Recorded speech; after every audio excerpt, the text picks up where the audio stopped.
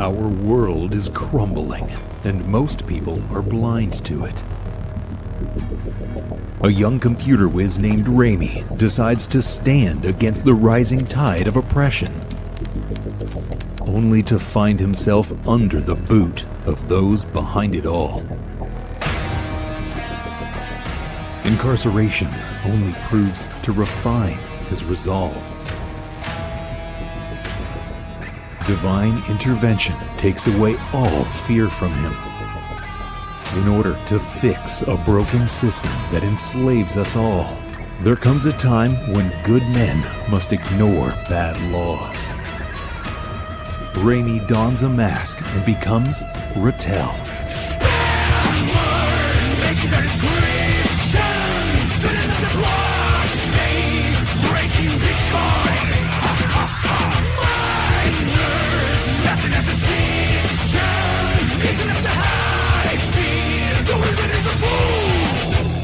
Rattel uses intelligence and technology to combat ancient and dark forces for justice and a better tomorrow. Will Rattel take down the technocratic tyrants who've harnessed an ancient evil, or be crushed by the invisible hand?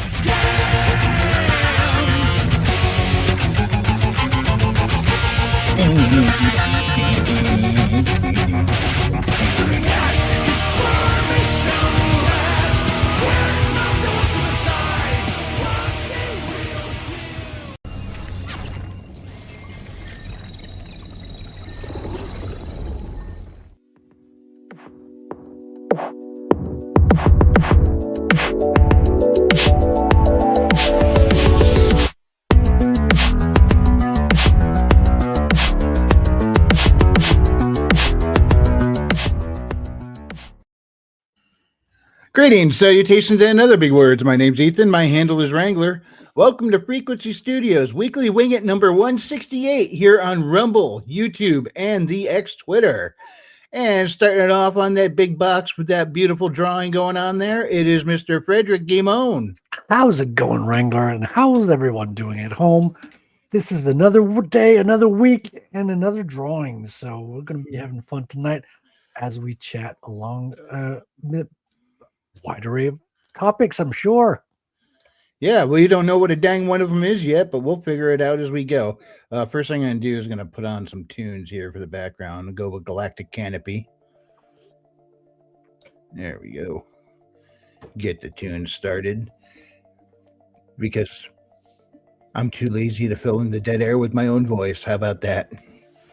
And I'm just caught in my own drawing and penciling along. How about that?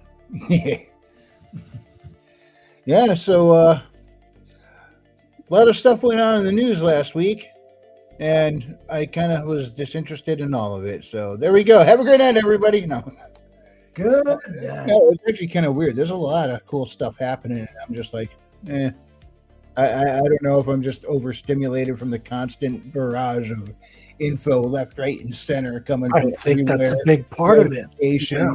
Screen this, screen that, screen over here. I put it all down, turn around. There's another screen, more information, more news, more bleeps, more bloops. It's like I got Michael Winslow making sound effects in my ears all day. At some point, I'm like, I think we've had enough. You know? I think you're right, man. I mean, like we see almost earth-shattering news every week. And then the next day, it's like, oh no, that was AI, or this changes the whole light of what you learned yesterday. And we're so used to like having our brains ping ponged from one side to the other of the emotional spectrum.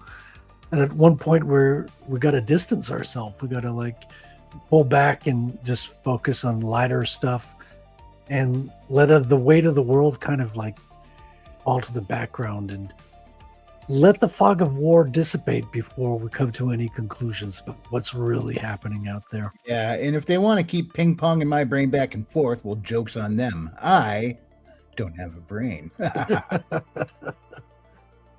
Wait, what? How are you operating this whole thing then? Oh, yes, I'm just going on pure instinct. I think any of this stuff through. Yeah. So Super Mario Galaxy came out, and the sequel to Super Mario Brothers movie. I heard about that, but it did not pierce my my interest. First Yeah. one kind of bored me towards the end. I was like, okay, great, it's Mario. It's nothing bad about it. It's like the animation's good, script wasn't too bad. Princess Peach a little bit girl bossy, but not too extreme. It was okay, but I don't know. I'm almost 50 years old. I don't care about a Mario movie, I guess. Yeah. I mean, also there wasn't a whole lot of plot. But I mean, there didn't need to be. It's Mario. It's exactly what Mario is supposed to be, pretty much. You know. And I guess there isn't like there's basic thin plot, and the second one's just the same, and it's just nonstop action, go go go. So it's like it's meant to hold that ADHD attention for the young kids, and it's not much more than that. It's just nonstop eye candy, and there you go. Yeah, and I like Mario. I grew up with Mario. I enjoyed like Mario. Like spent so much time playing Mario, Super Mario Brothers 1. Same with 2. 3, I think, is my all-time favorite, more than the Super Yeah, Nintendo version. that one was just the pinnacle of Mario, I think. I mean, they still perfected some stuff with Super Mario World, like the Yoshi came in, and a couple of extra features they always wanted to have there. But something about Super Mario 3 that I prefer. I don't know if it's the level design, if it's the music, if it's just the concept of the worlds and the Tanuki suit. I don't know what it is, but Mario 3 hooks me more than Super Mario World. Yeah, let's. I'm gonna pull up the trailer to it. Which I haven't even watched yet. So, Believe it or not, neither have I. I believe it. I believe it. But I mean, like I do with most movies, before I go watch them, I watch a spoiler review to see if I care enough to go see it. Usually I'll get started on a trailer, and if I really like the trailer, I turn it off. I stop the trailer if I really like it. 'Cause I'm like, I want to see the movie without seeing any more of the trailer because I'm sold already. So I don't want any more spoilers from the trailer. I press stop, and I'm like, I go buy my ticket. Yeah. Well, let's see what we got here. Troopa troopa.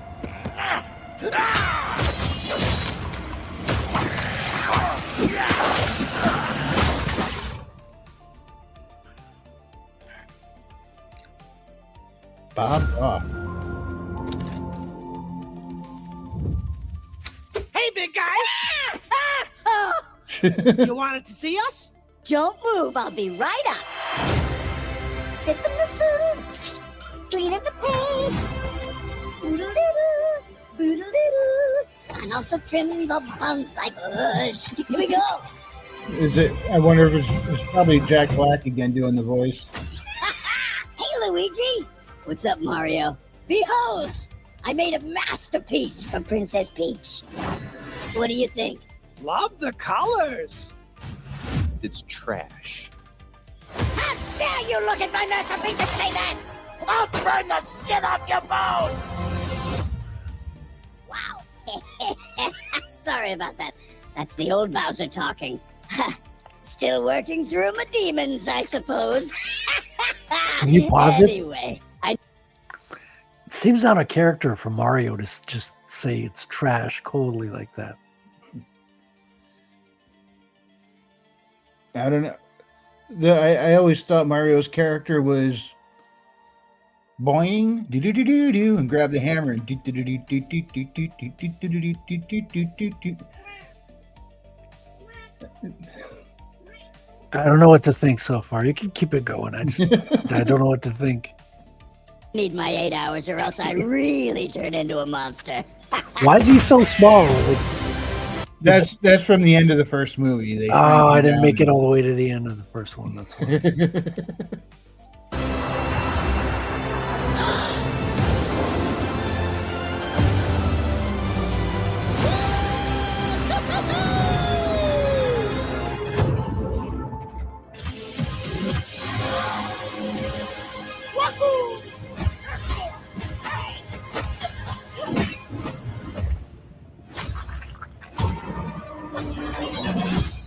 I'm Bowser Jr., and I'm gonna be taking my father now!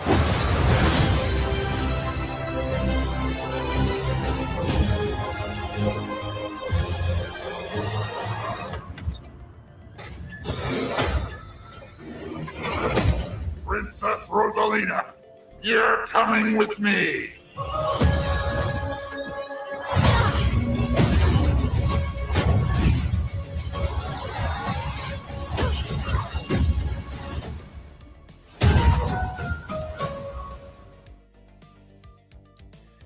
Oh, Okay. that's it.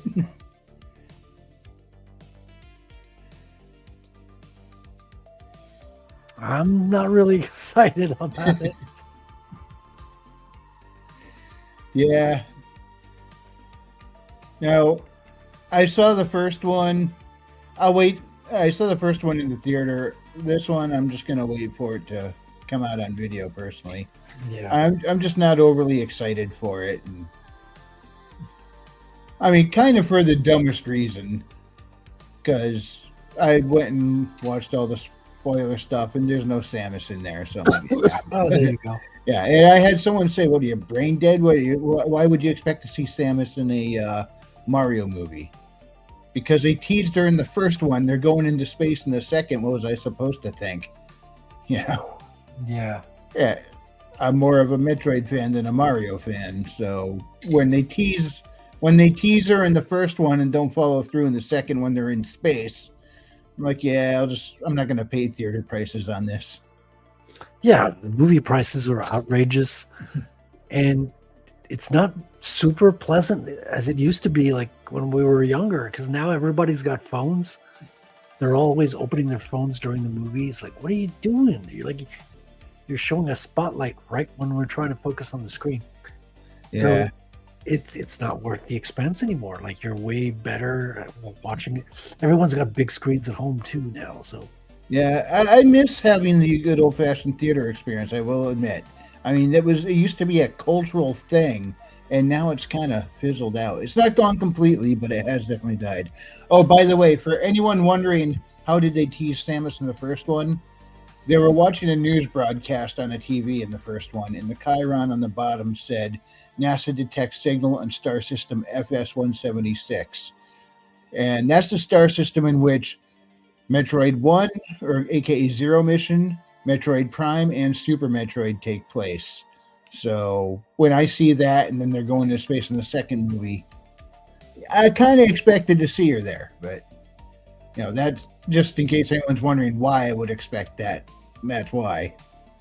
But since she's not there, I'll just wait for video and I'll check it out and give it a shot then. Yeah, I heard a lot of people say if you're looking for a layered story with meaning or something, it's not for you. But if you just want to turn your brain off and have a good laugh for about an hour and a half, it's fine. And yeah, I'm sure. And it probably looks a lot prettier on the big screen, but it's overall not something I'm willing to pay the ticket prices on, or more appropriately, the concession stand prices on. That's kind of the big thing right there. I'm more looking forward to the Zelda movie, personally. Yeah, and I'll tell you what. In the Zelda movie, I better see this. Well, excuse me, princess. Link said that in every episode. In the Super Mario movie, they had callbacks to the old Super Mario Brothers Super Show. Every Friday, instead of the Super Show, they played the Legend of Zelda episode, and Link said that every episode. So if they did the callback in Mario Brothers, I better see that Link callback in the Zelda movie. It doesn't even have to be said that way. Just at some point, he's got to just mutter it or something. Just put it in there. It might happen. You never know. And we don't even have a trailer out for Zelda, right? So do I you know don't think so.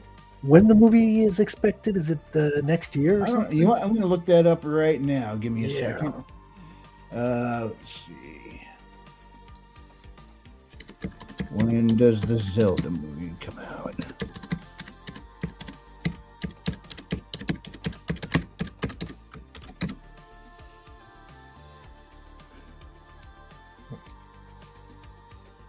Let's see. The live-action The Legend of Zelda movie is scheduled to be released worldwide on May 7th, 2027. Wow, so a year and 1 month. Yeah. They're still working on adding that quote into the movie as we speak. That's right. That's the important part. See, is there a trailer yet?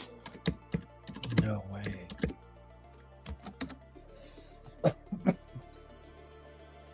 As of now, there is no official trailer for the live-action Zelda movie.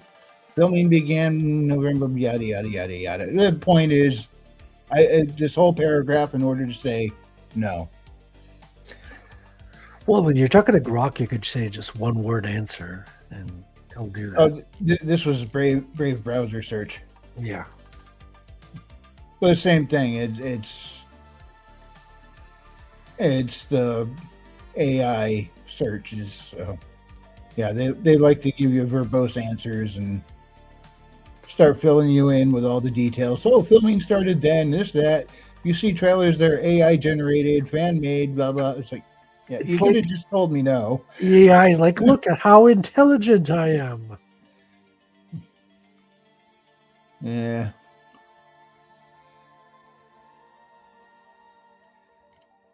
Let's see. Oh, there's always this. Ain't no black protagonists in Nintendo games, boy.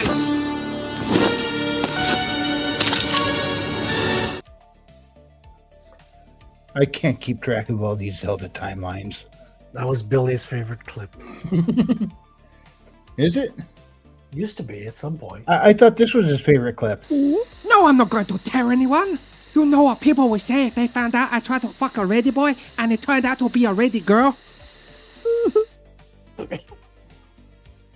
That too.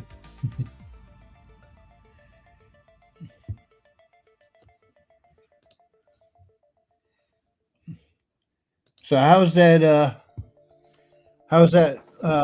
last chance campaign coming along?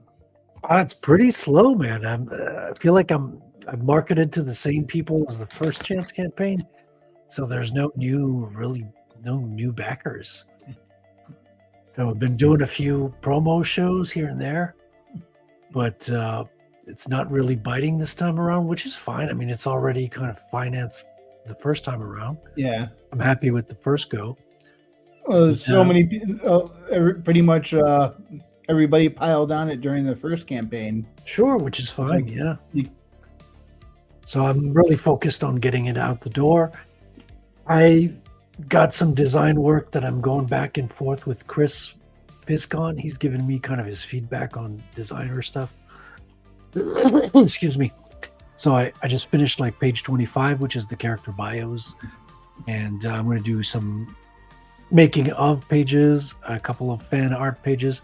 The content's already there. I just have to add kind of the design stuff to it. Design elements, make it look snazzy. And then it's the covers are inserted in there, which is a no-brainer. That's just dropping the image and we're done. And the covers and back covers are already done. So I'm maybe 4 pages away from having it ready to go to printing. So Nice. it's really, really, really close. But then again, I felt like it was really, really, really close for about a month and a half now. So I'm not letting the emotion kind of guide me. I'm just like working on it every day. Yeah, that's probably the worst thing you can do. Yeah, no. So I'm just, I keep working on it every day. I don't try to rush it because I could rush it and have it ready tomorrow. That doesn't mean it would look good. And this book is going to be in your hands like forever. So Yeah, a rushed product once it's out is bad forever. A delayed product can eventually be good. Yeah, you won't remember that it was late, but you'll be able to appreciate what's there. That's But kind of the the thing idea. is, it's not even late. So, Well, I mean, I had planned to have it out in March, so we're in the first week of April, so it's a little bit. But oh, I thought it was May originally. Sure it was. You're right. It was May all along. But Well, no, I thought it was May. If it wasn't, then yeah, I thought it was going to get shipped out in March. But it's a month of delay in an indie comic book project is actually the norm. Like most people are off by a month, a little bit, if not more. So I'm not taking it like too heavily emotionally. I'm not like, oh no, this is catastrophic, but and it's really, really close to being done at the same time. So it's actually right on track in a kind of way. nice. Speaking of Chris, where is he tonight? He is in the Discord Wingers chat, right? I don't think he's on the Discord, no. Oh, okay. I thought he was. Omer Glitch is on the Discord, but I don't think Chris. I haven't even asked him if he was using Discord, so I don't even know. Oh, so I guess I should send him a link through Twitter. The Twitter. The Twitter. Yeah, or we should probably invite him on the Discord. I don't know if he uses it or not. He's a gamer. Probably he has access to Discord, I would think.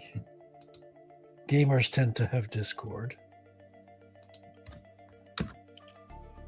I just sent him a link, so we'll see if he appears or not.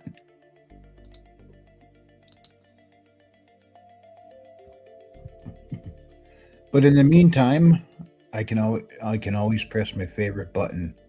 Jewish space laser. Yeah, so recently the Artemis mission just reestablished contact after swinging around the backside of the moon. So I didn't realize this. I thought we had. I thought we had seen it before. We have. We've got like maps of the other side of the moon, but I didn't know that no human eyes have seen the backside of the moon before. The dark side, which I don't like calling it the dark side of the moon because it's not necessarily dark. It's just facing away from the planet. And even though we've had craft take pictures of it, I didn't realize that no human eyes have ever directly looked at the backside of the moon before. So that's now changed. Really? Yeah, they come hurling around from the moon and say, "Guys, the aliens are there and they're pissed." Are they going to take a picture of Earth this time? Nah, we've seen it before. We have? What, Earth? Do we have a picture of Earth? I thought so. I mean, I was watching the news and yeah, those are all CGI. They're all Photoshops. I thought we were seeing Earth from the perspective of the Artemis ship there. Do we have a legit photo? It's all just been Photoshops and CGI. Wouldn't surprise me.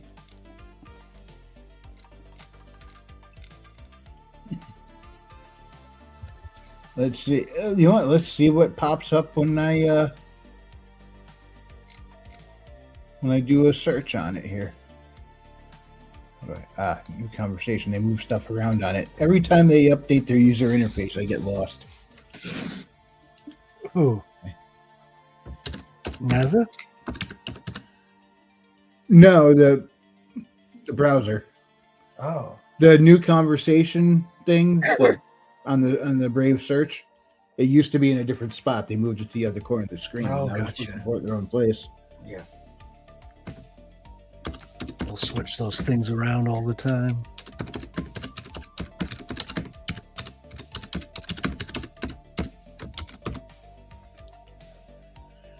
All right. Yes. Photos of Earth from the Artemis 2 mission. Yes, stunning photos of Earth have been captured and shared by the Artemis 2 crew from NASA's Orion spacecraft during their historic 10-day lunar flyby mission. These images are taken by, yeah, just, I don't want a whole article, just show me the pictures. Let's see. Let me get that on screen. You gotta say it like Captain Card. On screen. You know, we're basically there with AI now. There it is. And a water weasel appears. What's up, Otter? I'm gonna be here for the next 10 or so minutes before. Yeah, I know you got a very important schedule to keep tonight. Starting at 9 o'clock, you interview Maji, right? Indeed. All yeah, right. I was doing a bit of video editing just a few moments ago. Yeah, getting everything put together for a certain review, which may be not so great. we'll see. Are you interviewing her on your channel or on some other context? Yeah, it's on my channel. I'm going to be nice. reviewing her here in interviewing her here in about 30 minutes. Because you haven't done a whole lot of interviews yet. You've been mostly doing like live gaming, I think. Yeah, I'm mixing it up a little bit.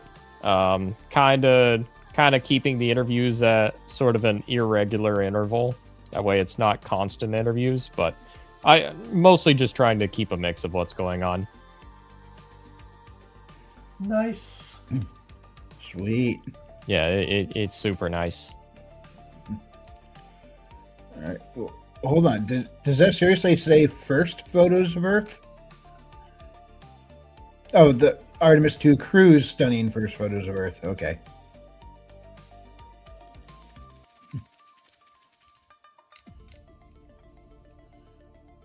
There's one from the window seat. Too bad. Remember when the internet used to let you click on a photo and you would get the full screen version of that photo? Yeah. Why don't they do that anymore? I think it's to prevent some level of piracy. That's my guess. That's my prediction. The internet's really starting to suck lately. It's weird how it's getting better and sucking more at the same time. Yeah, that's the internet for you. Yeah, well, anyway, this article claims are the photos from the Artemis 2 mission. Are there no stars in the sky? They must have turned them off for the photo. I'd imagine they're tough to see with all the other bright light around. Right. I do see dots, but I don't know if that's lint on the window or if those are stars.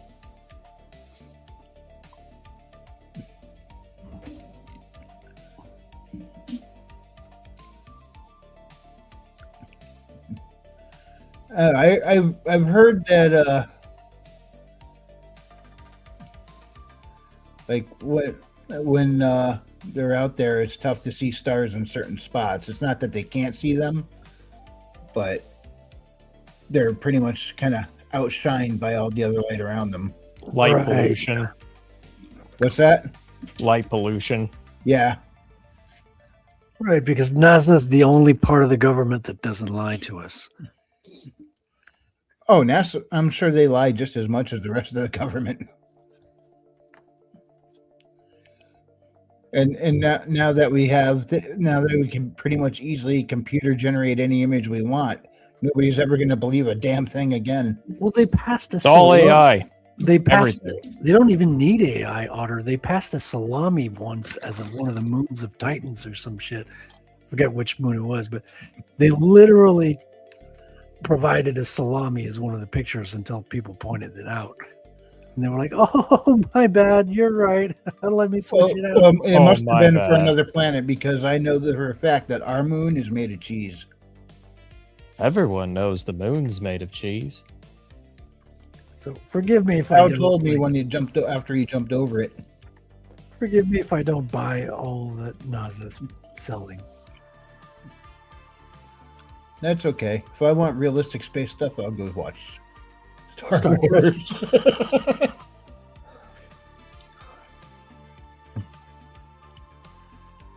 No. Meanwhile, I'm just sneaking in a few minutes of Diablo before this Diablo interview. 2, right? Yeah, Diablo 2. I have broken the remastered game version? in many ways. You've broken it? A little bit. El Diablo. And now you're playing Diablo. the remastered version, I would imagine? Yeah, the remastered version. It's something that is a rare W from Blizzard where it's like, oh, you guys actually made a really good remastered version. Well, it was hard to fuck up. I don't know how they pulled that. They managed to not fuck it up. But I almost wanted to pick it up, but then I remembered it's still point and click, which kind of sucks on the Steam Deck because it's a controller interface. I don't. Yeah, because I reinstalled Diablo 3. You were talking about World of Warcraft the other day, so I went and installed the Battle.net interface. My condolences. And I was like, I already have these games that I bought like freaking like 15 years ago. Let me install Diablo 3. Then I installed it and I was like, I don't really want to play this. I got better games than Diablo 3. I mean, if you're going to play a Diablo-like game, I think it's much better to play Diablo 1, 2, or Path of Exile 1 or 2. All of those, from what I see and know and have played, they're just better games. Yeah, but I've been busy with Baldur's Gate 3, and Really I really good like game. that one because you can play point and click, I think, on the computer setup, but I'm playing the console version, so I can just like guide him around with the controller, which is really, really nice. Oh yeah, Baldur's Gate 3, they pretty much built it with both the mouse and keyboard and a controller in mind. Yeah, unfortunately, it switches from one to the other, like accidentally sometimes. It's a buggy game. I'm gonna be honest. Like I've had as many bug encounters as I've had playthroughs, which is a little bit frustrating, but it's still a good game. I'll be honest. Oh yeah. Have you played all the way through BG3? Yeah, it took me a while to get through Act 3, but I did beat the game. I'm still on Act 1, I think. I'm going for trying to find the Moonshine Tower. Yeah, I think you're still in Act 1. Act 1 is still very solid. Yeah, I met a whole bunch of mushroom people and exploding mushrooms. Yeah, that's Act 1 still. Yeah, and the exploding mushrooms killed a guy I was supposed to talk to, so that did not end well. But yeah, I don't know where I'm supposed to go, but that's part of the fun, I guess. So I'm just fiddling with that still. I actually like how open-ended Act 1 is. That's one of my favorite parts about Baldur's Gate 3. Act 1 especially is very open-ended. Yeah. I like that they installed mods within the context of the game. Like there's a bunch of mods you can add to it. That should be fun for a second playthrough, I think. How do you find Diablo 2? Is that the first time you're playing Diablo 2, or? It's not my first time. I actually started playing the game like a couple of years ago. It's only just now where I've actually been playing like more of it. I started playing it on stream a few nights ago, and I was like, oh my god, I forgot how fun this game is. Right, because that was peak Diablo. Yeah, Diablo 1 and 2, I think, are both very solid games. Yeah. The original team were working on a Diablo 3 that was scrapped and abandoned, and they all left the company before Blizzard made what we now today know as Diablo 3. But there were two working versions of Diablo 3. Diablo 3 went through some development hell, to say the least. Yeah. You have to play online, and there's no randomized mazes. There was no auction house at the very beginning of the game. Yeah, dude, and you had to like queue in to play your own game at home, which is really weird. I also just didn't like the art style for the game. It looked like they're just trying to imitate WoW, and I'm like, I like WoW for what it is. I'm not gonna diss Warcraft's art style, but man, that's not what Diablo's about. Yeah. Like, Diablo is like grimdark. It is, dude, and that original Diablo 1 like almost gave you the chills going through those mazes. It's kind of scary. It's got those all famous one-liners like "Stay a while," you know. And Now that's a big mushroom. It's one of my favorite lines in the whole game. It's so stupid. I don't think you can play Diablo 1. You can on GOG. That's how I played it. Yeah, but that's a special context because I've heard they can't remake it. They would have to rebuild it from scratch because it was like made to fit those old screen formats, which are totally outdated. Yeah, And I've heard like David Brevik talk about it, like the actual like lead designer behind the first game, and he was like, "Oh yeah, by the way, this was like my first C program." Like, yeah, man, for it to be your first C program, you did one hell of a job. Dude, it wasn't even supposed to be real time. That was right. He fought over why he thinks it should have been turn-based, and they had like a group vote on whether it should be turn-based or real time, and it was like very close, but they finally decided real time. He's like, all right, fine, let's check it out. He coded it in an afternoon, and he's like, oh my god, this is amazing. Yeah, it sounds like they made the right decision. I mean, that's just my opinion, though. I'm not a fan of the turn-based. Well, it was a very ballsy decision because it'd never been done before. Yeah. And I understand why you wanted it to be turn-based. I really do. And they asked him how long he thought it would take. I think he estimated 2 weeks or something like that. And then like he started working on it and he was done within the afternoon, as you said. Yeah. A lot faster. Sometimes you get these wonderful surprises when you're coding because it's so hard to evaluate how long something's going to take. Well, one thing I've always loved about Diablo is the horror. And even though I think Path of Exile are technically better games, I love the mood of Diablo better. It's just I love the grimdark sort of like feel of the world. There's nothing quite like it. No other setting really scratches that itch for me. Yeah. Have you been playing Warhammer as well? Are you the one who recommended the Warhammer game, I think, for the sound? I haven't played any more of it recently. There a little while ago, I was playing a little bit of Mechanicus. I really do recommend that game. Because the quality of Warhammer games are sort of like iffy. Some are very good, others are garbage. This is like one of the best ones that most people will agree on. It's like one of the better ones for sure. And half of that is just the sound design. Really? I'll have to pick it up. It's like available for $5 now, so that's an easy grab.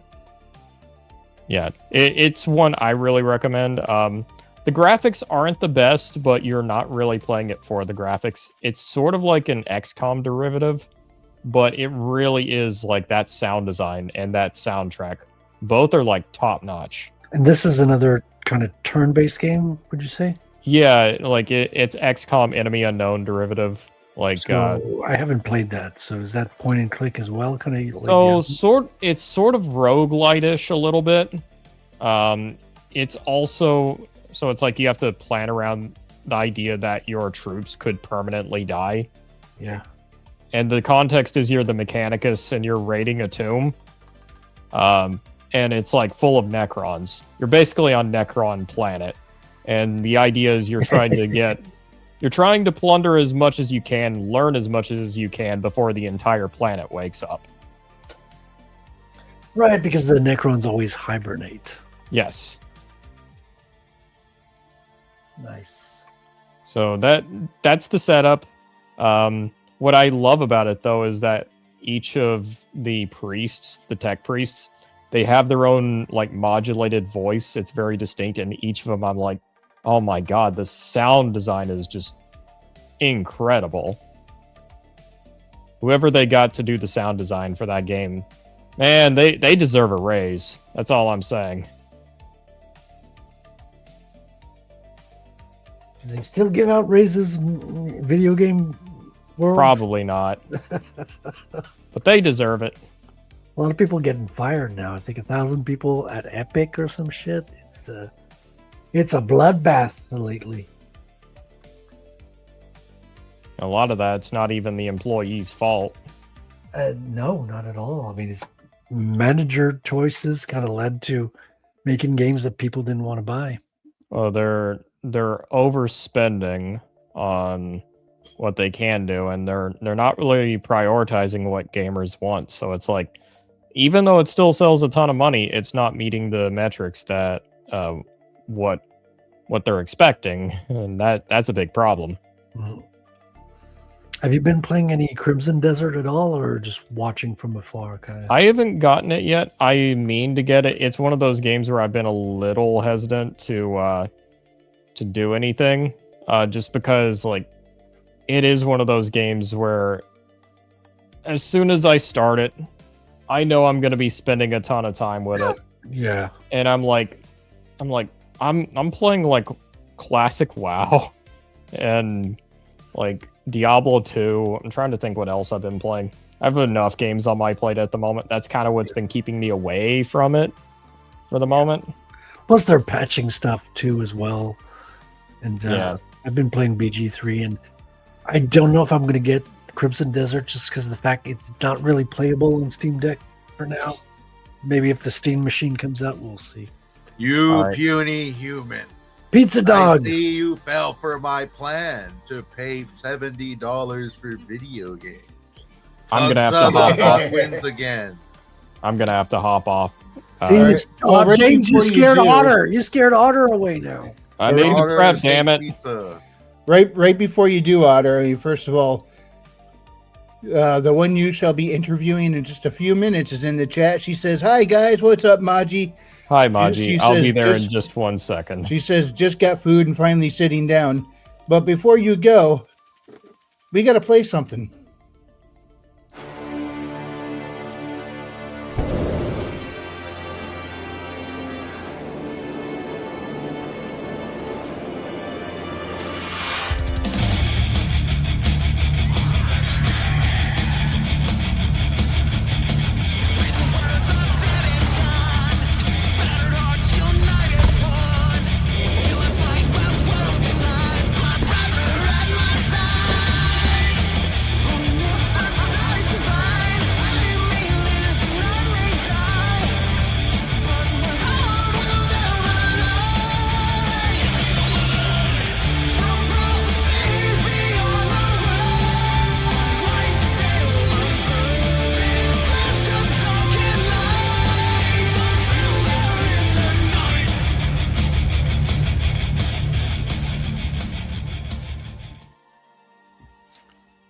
And don't let that available date fool you. That was October 31st last year, so it is out now.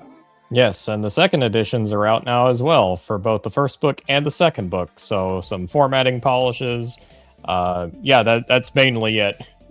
Amazon was giving me a bit of shit about a week ago, but I think I got it resolved. Awesome. But in either way, you can find the best sword and sorcery known to man and otter kind. I do not exaggerate. I am totally not full of shit. All right. Well, it was great being on here with you all. I wanted to stop by. It's good to see you on here again. Yeah, nice to see you, Otter. And links to his books are in the description. All right. Have a great night, everybody. Have a good interview, man. Maji says hers is better. Wow, those are fighting words. Well, maybe we'll stream snipe them because they'll be starting up in about 10 minutes. Maybe we should. How you doing, James? Tis well, Frederick. Tis well. Resting my soul, my mind, and my wallet. You saved your soul, your mind, and your wallet? Resting. Oh, resting. Okay. Resting. Oh, you got it. You got it. I have not been resting my wallet. I just bought a $200 lamp. You're welcome. Well, it's a drafting table lamp. Like, it's to improve the lighting when I'm drawing, which is what I'm doing most of the time. Yeah, you need the good shit. I need the good shit. 2,500 lumens. There you Bring go. it. Yeah. That's a lot of candle power. Yeah, there's a wolf. They don't use that term anymore, do they? I don't know. How do I know what they're up to all the time? Well, the Who are you community talking of about day is exactly? very important. Pizza the Hut. Yeah, Pug saw the DiGiorno, actually. It's just, How you doing, Liverpool? I'm fine. I'm just watching this swing around. All right, and readout says beep bop beep beep boop. I think that's an R2D2 quote. Hi, friends. That's a Gina Carano quote. But when she did that, I think she was referencing R2D2. I thought she was making fun of pronouns. Yep. Both things can be true. Because they were on there for, why don't you put your pronouns in your bio? So she Wait. put beep bop boop. Hold There was on. Are supposed to you be an saying R2D2 R2D2 was making fun of pronouns all this time during all those movies? Oh, everything R2D2 says is censored. That's why 3PO was so exasperated with him all the time, because 3PO clearly identified as trans, and R2 was just like, all right, Channy, let's get on the spaceship. Oh bye. All right, get over here, Fruit Loop. That actually makes a that lot was of R2D2. sense. He's just really based. Just insulting him all the time. I actually buy that. And nobody knows. They're just all pretending like they know what he's saying. He's like, we're gonna get over here, 3PO. We're gonna make Alderaan great again. It's one of the best explanations. Report, when you said watching the swing around, you talking about the Orion ship? Yup. You look at my tagline. Whoa. You know what I want to do with AI now? I'll tell you once we're done here. What's that? I want to take the Phantom Menace and Clone Wars and Revenge of the Sith and replace Palpatine with Obama. I think it'll become historically accurate at that point.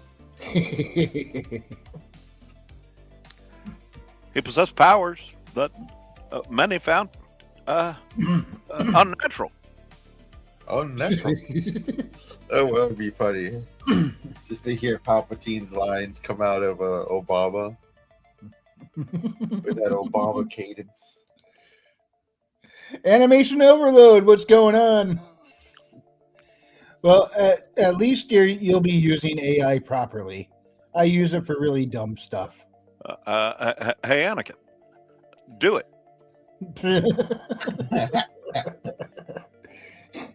Like, you know how I'm always going on about, oh, this character versus that character. I love watching those versus battle channels and everything. And you're gonna be modifying a lot of prompts with "No, I said Samus wins." Well, the other day I heard someone say thoughts and prayers, and me with my nerdy versus battle brain. That's not supposed to be there. What I ended up thinking about was this. Oh God! Yeah. My God, your deranged mind is brilliant, Wrangler. I like the lasso rosary. Thoughts versus prayers. That was part of what I put into the prompt. Now, see, this I is said you holding the rosary like it was a lasso. You The only should, thing is, Brock put the one of the nuns in with the thoughts, and I'm like, well, I look at it this way: she's just trying to hide the inappropriate clothing they're wearing. But so no, it's that's good clearly that you've got Maria. a meme going, but I want to see the full-on video trailer of this. I tried to use Suno to make a rap battle. Suno's still It down, wasn't though, isn't working it? out. Huh? Suno's still down, isn't it? I didn't know it was down. I was using it last night. It just what I was trying to do wasn't working out. Oh no, sorry. I was I wasn't thinking of Suno. I was thinking of the video creation for ChatGPT, whatever that one was called. I forget. Sora. ChatGPT's got a lot of issues this week, apparently. I'm not surprised. Yeah, no, it's Sora that's down, and possibly, I think, permanently. It's unclear. Yeah. I saw a thumbnail of what's the guy that tackles all these shit coins that kind of debunks them. He was debunking one AI company that was absolutely just made up, complete fraud, and he went after them. You guys don't know who I'm talking about, do you? Not a clue. Yeah, Animation Overload says I thought Sora was shut down. So yeah, I think that is Suno. Sora is a video AI. Suno is a music AI, and that's not shutting down, baby. That one is. It's growing. Yeah. Yep. It's fun too. Like, just to say, I was messing with it yesterday, and managed to create some stuff I wasn't trying to, and it came out sounding freaking epic. I'm like, yeah, holy shit! Sometimes, yeah, the Silver Axis tune. Eventually, we'll all be able to create our own music and our own movies, and we'll have no cultural touchstones in common. It'll be great. Yeah. I mean, for example, the background music we're playing right now is one that I made in Suno. Well, I don't know that we'll have no cultural touchdowns because we'll be sharing all this stuff. I'm being hyperbolic. I'm sure to paraphrase Skybrows, I'm pretty sure we'll all wind up watching the cream of the slop. Right. So the YouTuber I was referencing is CoffeeZilla. I'm sure that there will still be creators doing it old school and movies getting made. What we're gonna see, because what I've noticed about AI and where I see it growing in film is in special effects. Like, I could go outside, take a photo of my car, upload the image into Grok, and then I will tell Grok to turn it into a video of a asteroid falling out of the sky and blowing up the car, and it'll fucking do it, and it'll look good. So when I see it, I see stuff like that. Making cheaper films look better and making more expensive films cheaper, but ultimately it's the best outcome is when it's in the hands of those who already know how to do it, how to do everything the way it is. And I see it exploding in the CGI sphere because it's already producing really good stuff with low failure rates. When you're working off of things like that compared to trying to make an entire film from scratch. And then you take that video of the meteor hitting your car and bring it to the insurance company. Say, see what happened? I suppose you could try. Yeah. And when they come out to look at the car directly, you go, what happened? I buffed it out. No, the insurance agent just immediately goes on like Grok Imagine and then shows you a video he made of you getting arrested for insurance fraud. Like, okay, all right. That actually reminds me of I think some people on BNB, like a bed and breakfast, they will upload their images to try to get Grok to make their place look less shitty. Oh, seriously? Yeah. That doesn't surprise me. It's kind of like what those real estate companies do when they take pictures of a house for sale. They'll actually get scaled down furniture, put it in there so the rooms look bigger. Oh, I'm not surprised. Yeah, and that's not something they're doing on a computer. It's just something they've done for a long time. They deliberately got some of the smallest furniture they can get that's actual furniture just to make the place look bigger. Mm-hmm. Kind of shady. And they rent out dwarfs just to like fill up the place. Look how spacious this is. And then they get Sir Ian McKellen to sit closer to the camera. Yeah, they're gonna use all halflings in their videos. Yeah. What an age. But we'll see the bubble pop soon. and then you'll see a bunch of the AI spurgers. Like, see, it's over now. It's all gone forever. We're gonna go back to analog now. Well, it is over for which company was it this week that their source code came out and was dropped? Claude, but it wasn't the entire source code, and it's like the third time they fucked up with their own source code. So Yeah, it was no, a company that completely just released the source code on demand. No, it was supposedly people have been misreporting it as releasing the full source code, but what really happened was Claude released a chunk of their internal tools that kind of allowed you to reference stuff inside of the code that gives people clues as to how it's all put together and what Claude's what Claude really is. Yeah, but it It's was not. still revealing. Like there's tools that are made up, and Claude is just pretending the tools exist when they don't. Yeah, to fuck up And people trying to there was reverse a- engineer it. There was a lot of, just the fake tools that don't exist too. Yeah. Jean-Claude Van Damme. So it's basically like TypeScript files. Yeah.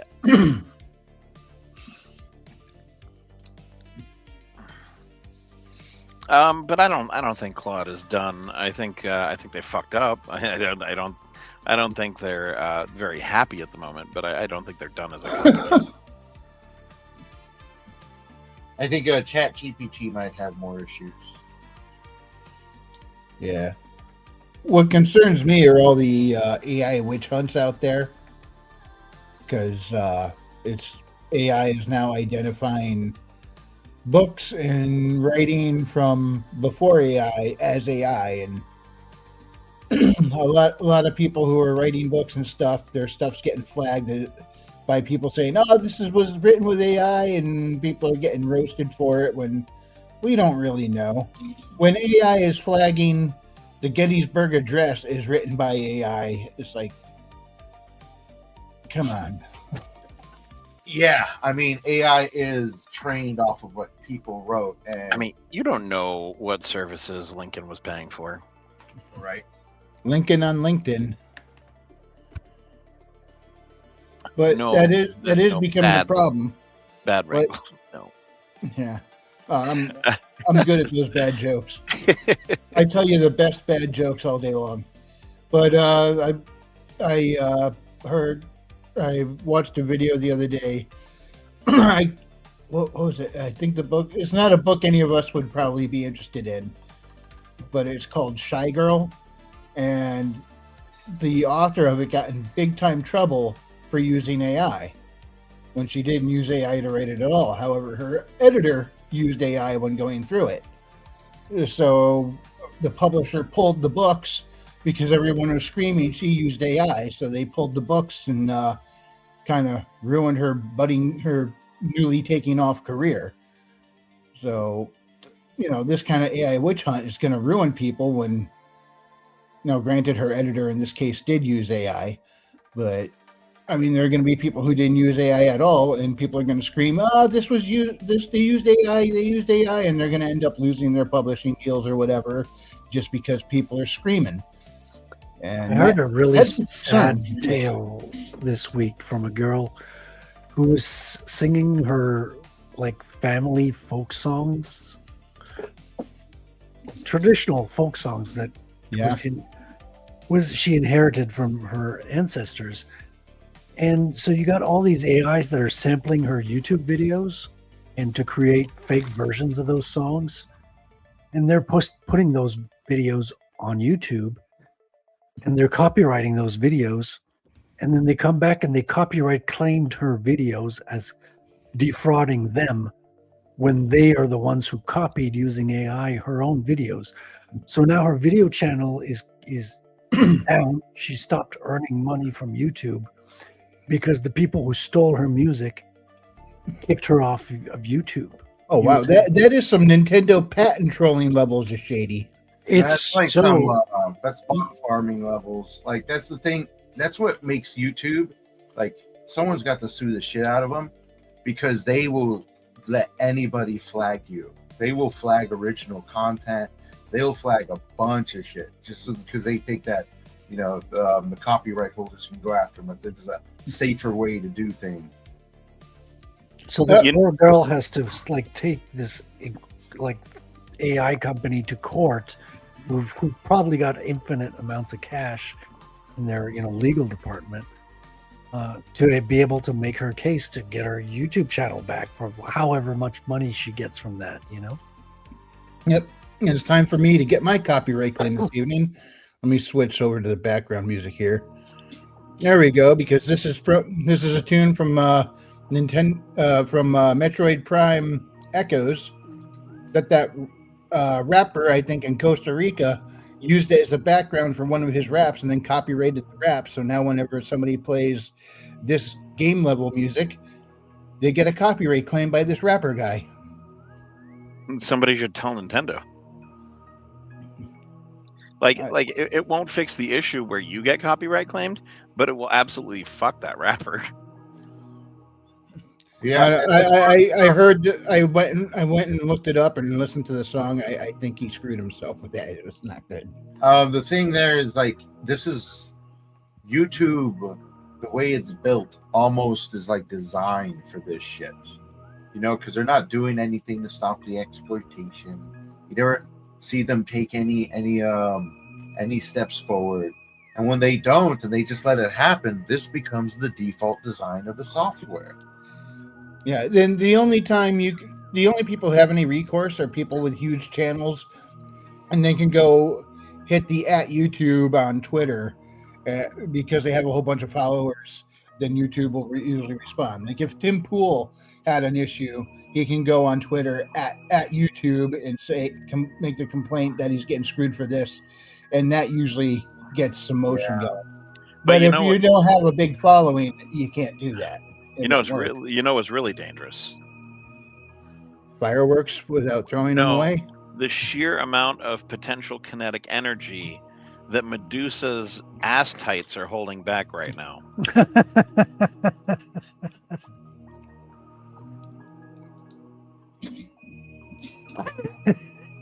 Wow. Listen, she's just flexing, Well, Christy said, I just want to say hello. Hugs to all. Hey, Chrissy. Have a good one, Christy. Hope you and your kitty cats are doing well. Yeah. By the way, Frederick, are you ever going to settle in? I know it's not always the same amount for snakes for her hair, but depending on what you have to draw. But are you ever going to settle in on a canon number of snakes that are on her head, or will it be canon that it could be a different amount? Probably not, because I think what's most well, first of all, there's some snakes that you can't see in the back. So, and I always go for what looks best. It's not a set number. I think if I tried to force a number, it would just it would detract from actually just making the image look as hot as it could. The idea is to, her head is filled with snakes, and is to build the area around her head with the right number of snakes for the picture. It's more the way I see it. Yeah. Now the question is, those snakes, they can bite, right? Of course. Can they eat? Well, where would their stomachs go? Inside That's what I'm wondering. Like if one of them snatched a mouse and swallowed it, yeah, where does it go? Well, she uses her voodoo powers to turn her rastas into snakes. So at some point, these are actually magical snakes. So it kind of depends on the number of rastas she has, and they are kind of a magical essence of, mystical construct. Thank you. Now, the next question. Can she see through the snake's eyes? Wow. Okay, I hadn't thought of that, but it would be nice if she could, right? It would give her like 360 vision. Yeah, maybe that could be something you eventually add in as part of her power creep. Or if that's too much, then maybe she has like an empathic link with the snakes, so that when they sense danger, she knows there's danger coming, even if she doesn't share their vision. Oh yeah, I mean they're part of her brain, literally rooted in her head. So there's definitely a connection there. All I know is I'm getting sick and tired of all these motherfucking snakes on this motherfucking dame. Wait till you see when she gets on a plane. Send her after Sam Jackson. Yeah. But there's a couple of, like, in the first comic, her head is you don't see the snakes. She's in Rasta mode. Like, they're not activated. So they're not always activated. Obviously, most of the time when I'm drawing her, they're full on snakes are awakened, just because it's When you say Rasta mode, you mean they're like dreadlocks? exactly, yeah. They like okay. sleep as dreadlocks. So she just looks like this black chick with dreadlocks when she's walking around. But when she's turning on her powers, her eyes turn to, bright lights, and her rest is kind of like turn into snakes, basically. Now, next question: is she susceptible for falling for a snake charmer? Oh, we lost Luvapor. I would think she would, right? Yeah, somebody who can charm snakes. When she goes into snake mode, a snake charmer would be like, "Hey, babe, let me take you out." All women are how do you fucking say that Susceptible. word? Susceptible to any kind of charmer, wouldn't they? I don't know. He's back. Yeah, everything's breaking up real bad. Yeah. It's the internet. But that might be a fun subplot for sometime in the future or never. It depends on what you got going on in your stories. She starts dating a snake charmer. And he's just like a real loser otherwise, and her friends are like, "What are you doing, girl?" And she's like, "I don't know what I see in him, but it's just like." Well, she grew up like poor on the island of Haiti, so everything's kind of like mesmerizing to her. And right now, she must have a wicked, awesome sounding accent, all exotic and stuff.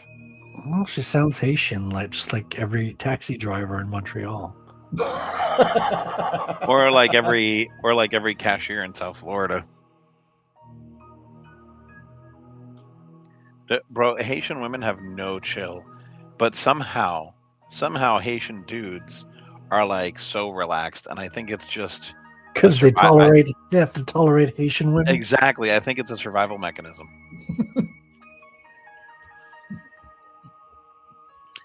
I was talking. I used to work at Best Buy in South Florida, and this guy came in, a Haitian guy. He wanted to start an internet cafe in Haiti for his community.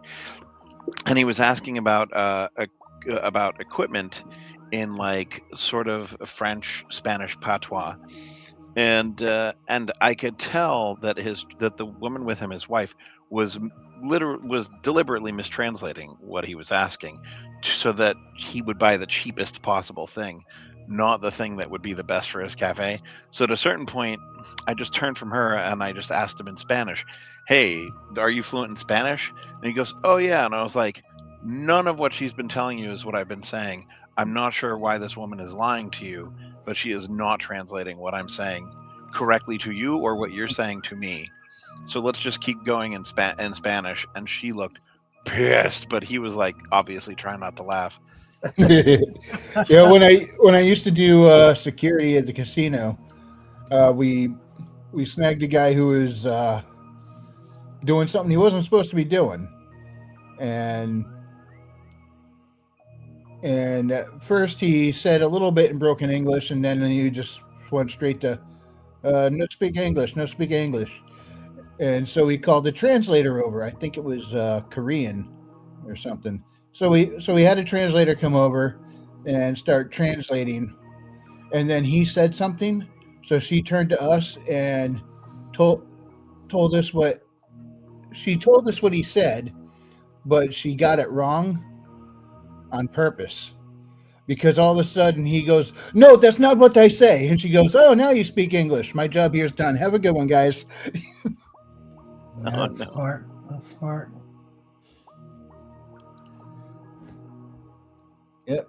So that's like one of the best ways to like call out someone on the length barrier. Yeah, low IQ liar. Yeah. Well, the reason they like nobody assumed it was kind of funny. When I would work the counter at the Geek Squad, I'm like a quarter Cuban and like European Cuban, and then like a quarter Puerto Rican. But Wait, what is What European? is European mean? Cuban? Yeah. Meaning Castilian? Meaning Castilian. Yeah, meaning Okay. that there wasn't a ton of mixing with the island folk in my family. So I'm what I call a stealth spick. So and then I had a friend who was like 100% genetically Honduran. Like he looked like super like native Central American, right? But his parents died in a fire when he was a baby, and he was adopted by like the whitest family ever in the Midwest. So he didn't speak any Spanish. So we'd be standing at the Best Buy counter, and a Hispanic family would come up and just start asking him questions in Spanish, and be like, "I'm sorry, I don't speak any Spanish. You want to talk to him?" And he'd point to the white guy next to him, and the look on their faces was like, "Am I on a hidden camera show right now?"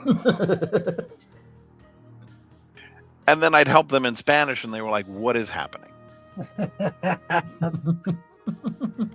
You should have ended it. It would have been hilarious at the end of it.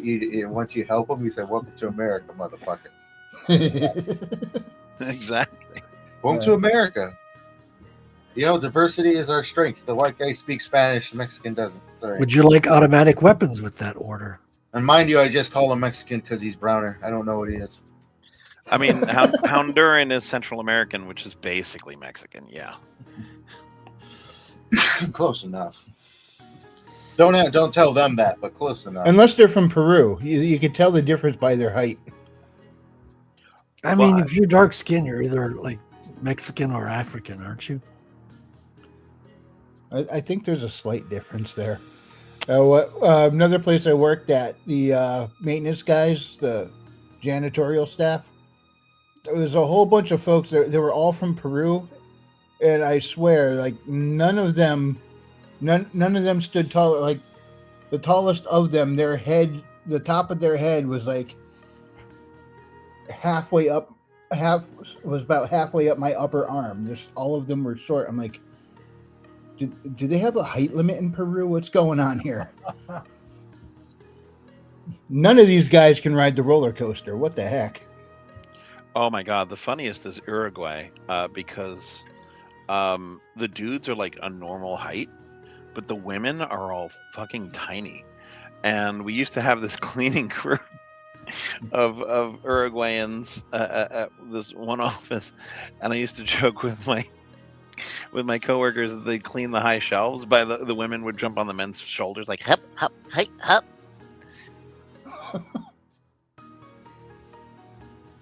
Because they genuinely, some of them were short enough that I think they might have had like legally dwarfism. I don't know. It was. You talking about Filipino? He was nuts over her. Exactly. No, they were Uruguayans. The women were tiny, but the men were like normal size. Okay. Yeah. What's dwarfism is like under 5 feet, right? Yes. Yeah. It's like under 5'4" or something like that. If it's under 5'4", then these women definitely counted, even if they didn't have the genetic markers for it. Yeah. Are you sure it's 5'4"? I had a woman a friend I met who was like 5 feet flush, and she would hold on to that 5 feet like her life depended on it. But you couldn't call her 4'11" or anything like that. Maybe it was 4'11". It might have been 4'11". Yeah, I think that makes sense because there's a lot of ladies who are under 5'4". Like that's not rare. Yeah, so it's probably 4'11". That's when it kind of like once I heard 4'11", like that kind of stuck. That makes sense. I knew a Korean chick who was 4'11". She was gorgeous. She was actually from Korea, but was adopted. Grew up here in the States. Only spoke English. Did not fit any of the Asian stereotypes whatsoever. Not a one of them. Until she got behind the wheel of a car. I cannot tell you how many times this chick got into a car accident. I went to pick her up at a garage once where they towed her car from being wrecked. And when I got there, she was on the phone with the insurance company. And then when she got off the phone, she's like, their first question was the accident your fault? What kind of question is that? And I'm like, well, actually, that's kind of relevant.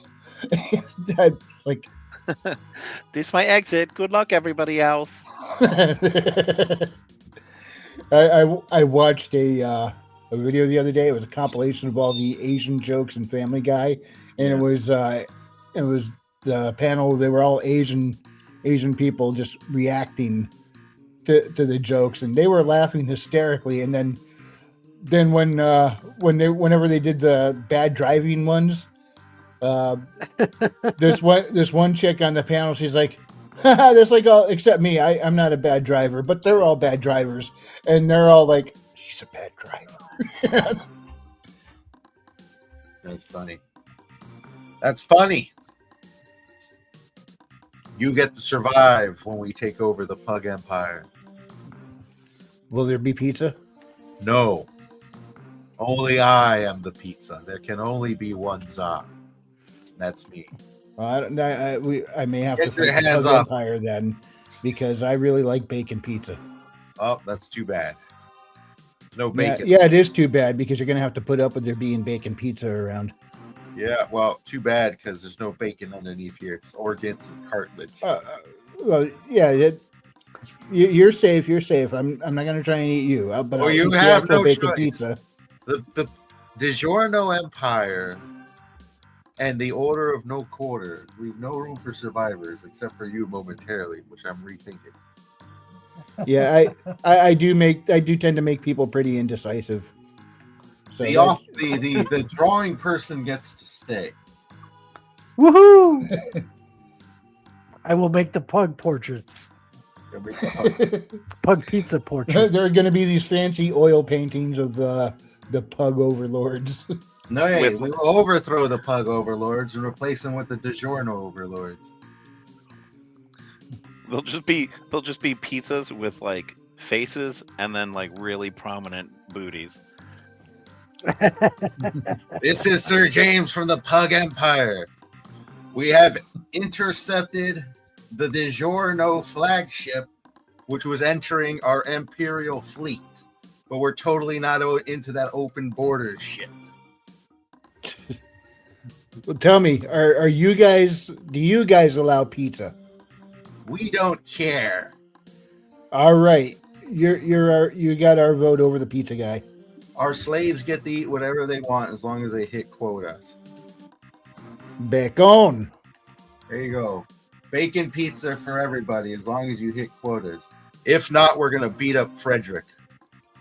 Whoa. That escalated quickly. Wow. Yes, we're going to start with him.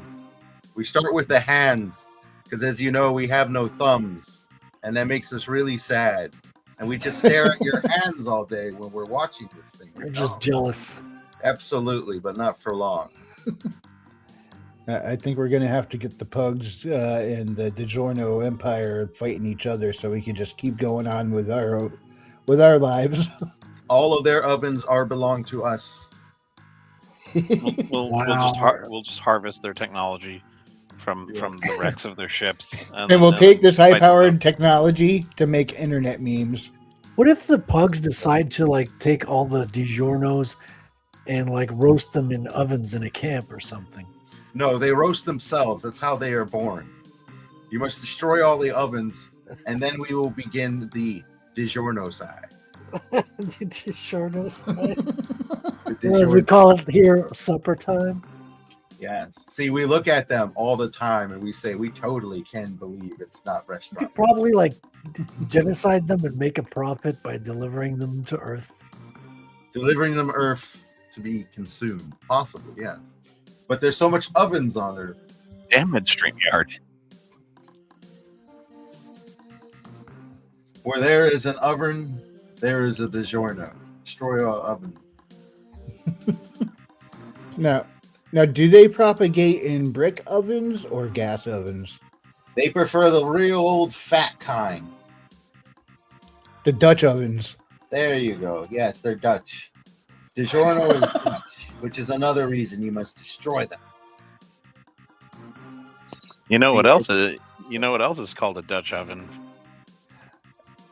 No. That stinks. No, but your knowledge is profuse. Well, apparently Frequency knows. Of course. Yeah, I do. It's kind of crude. Why would I bear knowledge of ovens? Because you study your enemies, don't you? Not their ovens. We just need to know where to destroy them. Gotcha. Because every once in a while, an owner might hit their dog with a Dutch oven. No, they might hit you with a pizza. You ever been hit with a fresh DiGiorno out of the oven? It's hot. It burns you. It's everywhere. I'm sorry. I've spent the last 20 years building an immunity to DiGiorno pizza. Exactly. Yeah. Well, when the DiGiorno Empire tries to invade and take over the Earth, we got these guys for backup.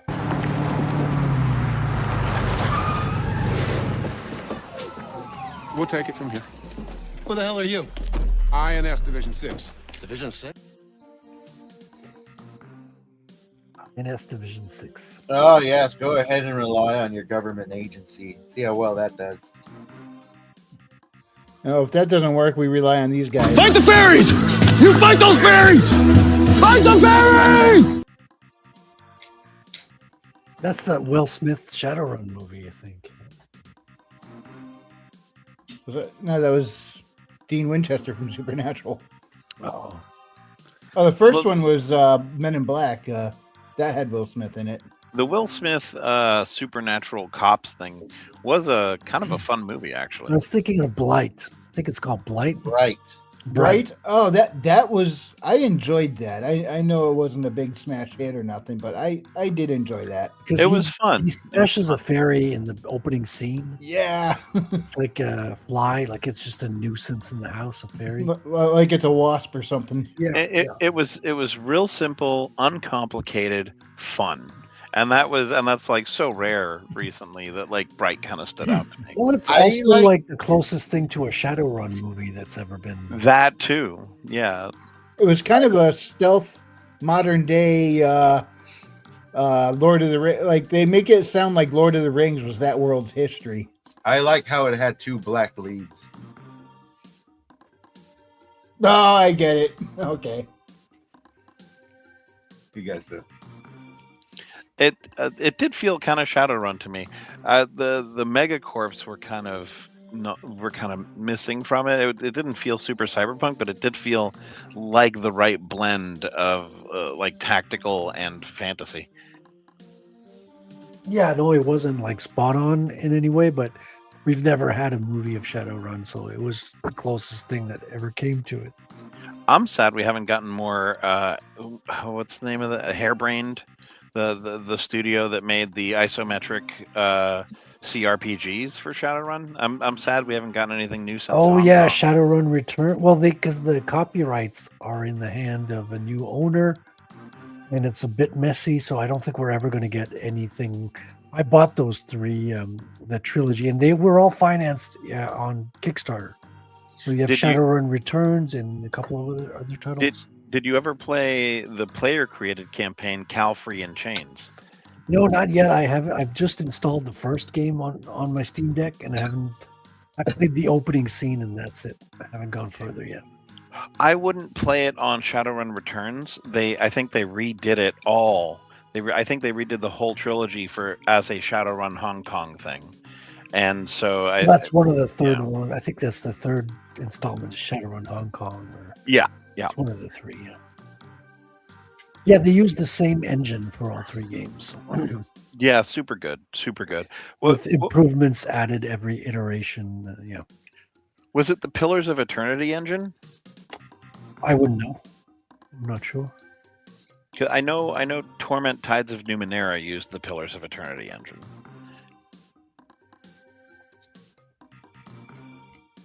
Anyway, that's some deep shop talk. Yeah. No, it looks fun. I mean, it's pretty basic, but it's beautiful. It's and like there's only Shadowrun to give you like cyberpunk mixed in with like supernatural races and all that. It really does it effectively, and it's one of those games where the creators put a lot of effort into the characters and the world building, and so it's more about the story than the graphics. Sadly, I feel like Shadowrun is a very niche interest. Not like there are a lot of people who don't like the mix of fantasy and cyberpunk. They just like it really turns them off, and I don't get it. I love it. It's like such a unique texture. Like Star Wars doesn't have that already, and people love that. Fair enough. I think it's just that people have expectations of cyberpunk, and the inclusion of fantasy sort of subverts those expectations in a way they dislike. Isn't Shadowrun like hard fantasy though? Like if you think of Star Wars, it blends fantasy with sci-fi, but doesn't really go hard set fantasy on. You're not gonna just run into like a kingdom of elves. Well, yeah. So Shadowrun has like classical Tolkien type fantasy, but it's brought into the world as a cycle. So magic was dormant for, I don't know what, 7,400 years or some shit. Yeah. And it comes in to the Shadowrun world where magic awakens. So a lot of the teenagers go through puberty, and some of them start turning into trolls, some turn into elves, others turn into dwarves. Well, we already had that. But, yeah, don't explain it. I'm sorry. I know Shadowrun is written very well. I haven't read it. But I know every time somebody explains it to me, I never want to read it. I know that's the thing. Shadowrun sounds dumb when you explain it, but when you read it, it's good.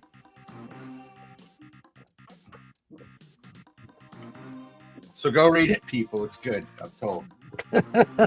That's fun. I mean, I think it's better as a game, but the game mechanics are yeah, there you go. They gotta have at least a Shadowrun book out there, right? Oh, there's like a dozen of them, I think. Okay, so I forget which one came first, the book or the game. The game. The game.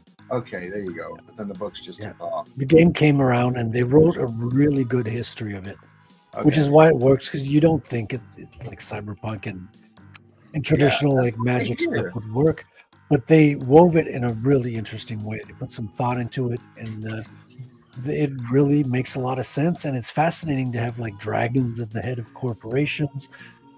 Seattle's a real important like city in the world. Hong Kong is another one. What's really fucked about Shadowrun is you can go on drive-through right now and buy the first or second edition of Shadowrun as a print-on-demand hardcover, but you cannot get the third edition. And that's the most popular one. That's the edition everyone's like preserving their like aging, falling apart Shadowrun third edition books, but you can't get it print on demand, and you just can't get a new copy. It's just not possible legally. I hate when stuff like that happens, bro. It pisses me off, because you just want to get your hands on the good shit. I mean, 5th edition is pretty popular as well. It's like the second to last to come out, so there's a lot of books on it, but it's just a lot of detail. I started playing on the 2nd edition because I think the first one is pretty bare. Second one is like a little bit filled out more. It's got a lot of supplementary material. I'm not sure about the third one though. I don't think I've ever played the third one. I wasn't playing when it came out. The third edition was sort of the one that like a lot of people, like I think most people played, and it got reprinted by like 3 different companies. Well, like 2 other companies. So there was the original reprint by FASA, and then there was an additional reprint by WizKids. If you remember like Mage Knight and Hero and Hero Clicks, that company reprinted Shadowrun because they tried to make a Shadowrun Clicks game. I remember no such thing. It was still FASA when it was 2nd edition. And I think FASA was formed around 2nd edition, right? I think, was it the first one, or did it form it around the 2nd? Something like that. But yeah, the 3rd edition was like probably the most wildly popular. I also played 5th edition, and once you get used to it, it's fine. It's got a lot of scaffolding, and the rules are not the book is not laid out well. The book's kind of a fucking mess. but wait till you look at 6th edition, which copies 5th edition but leads out whole paragraphs. It was the most lazy book I've ever seen. They literally had like cut off in the middle of sentences. What? And it was not play tested. It was the worst. Like yeah, Catalyst got roasted for 6th edition. They got absolutely roasted for it. Yeah. It was the worst role-playing game rollout I've ever seen in my life. It was made by people who did not play test it. It was just disgusting. Or fucking proofread it. That's another good. That's something I freaking ran into the other day when I was looking for a good copy of or a good English translation of the unabridged Count of Monte Cristo. You can find a bunch of them, some expensive ones, but after really looking into it, the most accurate one is going to be a near out of print Penguin copy of the book, a Penguin Classics copy, which I could only find on the second-hand store, Abe Books, where I go looking for rare books. I couldn't find on Amazon. They only have the Kindle version there. So is this a first edition or probably not, right? It's an unabridged, translated version because it's French. The original's French, right? The original is French. Alexandre Dumas. Yes, absolutely. He's one of my favorite authors because I keep reading his shit. It's good. But there's a bunch of different ones. They don't tell you. Most of them don't tell you who translated the book, so you have no idea. And as I was going through a variety of reviews and stuff, many of them were citing typos and errors and inappropriate translations. So I just had to hunt down the most accurate version, and it was the Penguin's Classic version, which Amazon doesn't sell a physical copy of. So I got it off of Abe Books. If you're ever trying to look for some good rare books, Abe Books is a good starting point. That ABE Did you check books? Yeah, ABE. Did you check Thrift Books? No, because I found it on Abe Books. It was there. Oh, fair enough. Yeah. I mean, I found it. Yeah. I found it, but I'm still looking for it. Yeah, so I've been enjoying the book. I'm currently reading it. And what makes this one so special is the abridged version is over 1,000 pages long. I mean, the unabridged version is over 1,000 pages long. And I like reading along with an audio book, and the audio recording is over 2 days long. I'm currently at the 9th hour in my reading. Oh, nice. Yes. Dantes has just found the treasure on the island and made it back home. 9 hours in. Oh my gosh, we have a doppelwrangler. Do we? Yeah, that's Wrangler. Yes, we do. Outside. That's outside Wrangler. Mobile Wrangler. Ramblin' Wrangler. I'm on the move. I've never read the book, but I love the movie. It's a good adaptation. There are some aspects of the movie that are better than the book. How Jacobo, his sidekick there. Yeah. How he gets him in the movie is way more exciting than the book. In the book, he's just like, yeah, dude, I'll come along. We've been friends for a while. Oh, that's true. Yeah. Well, it's easier after the book's been written to spice things up here and there. There's a few things. I like the way the preacher dies better in the book than the movie. Because it's way more impactful. He has a disease in the book. I say this because if you haven't read this book now, or come on, anybody here not familiar with this story? No? Okay, well, I would have said I'm not, but you kind of filled me in on it yesterday. Suppose. It's good to nonetheless consume. It's a great story, but yeah. The preacher dies of a sickness, an illness, that Dantes thinks he may be able to cure, which makes it much more impactful because you don't know if he is, or he doesn't know if he is, and then his his sorrowful journey past that. It's like, damn. And also, I found that there's apparently a 400-page manga version of this that's considered extremely accurate to the book. Oh. I might pick up next year because this year, no Asian shit. Now, is that done in one volume, or is it a series of volumes to do the book? Oh, it has to be multiple volumes. It's sold as one, so if it's multiple volumes, maybe it released a while ago. It's going to be one big fat boy. It's about 400. It says 400 pages, so yeah. But mangas, they're usually fat boys. Well, yeah, because they have like 3-4 panels per page. Like it's usually you flip through those faster than an American comic or a bande dessinée. Yes. Which is interesting because they actually put more detail, in my opinion, in bande dessinée than they do manga. Yeah, well, bande dessinée is comics, closer to illustration. Yeah, they're classically trained, a lot of them, whereas Americans are usually self-trained most of the time. Yeah. And manga artists kind of imitate the same style. Like they usually have the national style, whereas bande dessinée, they're their own style. They'll kind of go like depending on art currents, and you'll follow different other artists or things like that. Very cool. Yeah, it's so interesting to compare these, and the one that I've seen with the most panels has been Korean Wuxia, if that's how they pronounce it. I don't know how they pronounce it in particular. That's basically the versions of comics. Wuxia, that's a fox. I don't know, it's something like that. It was a while ago when I heard it. That's just me doing my best American impression.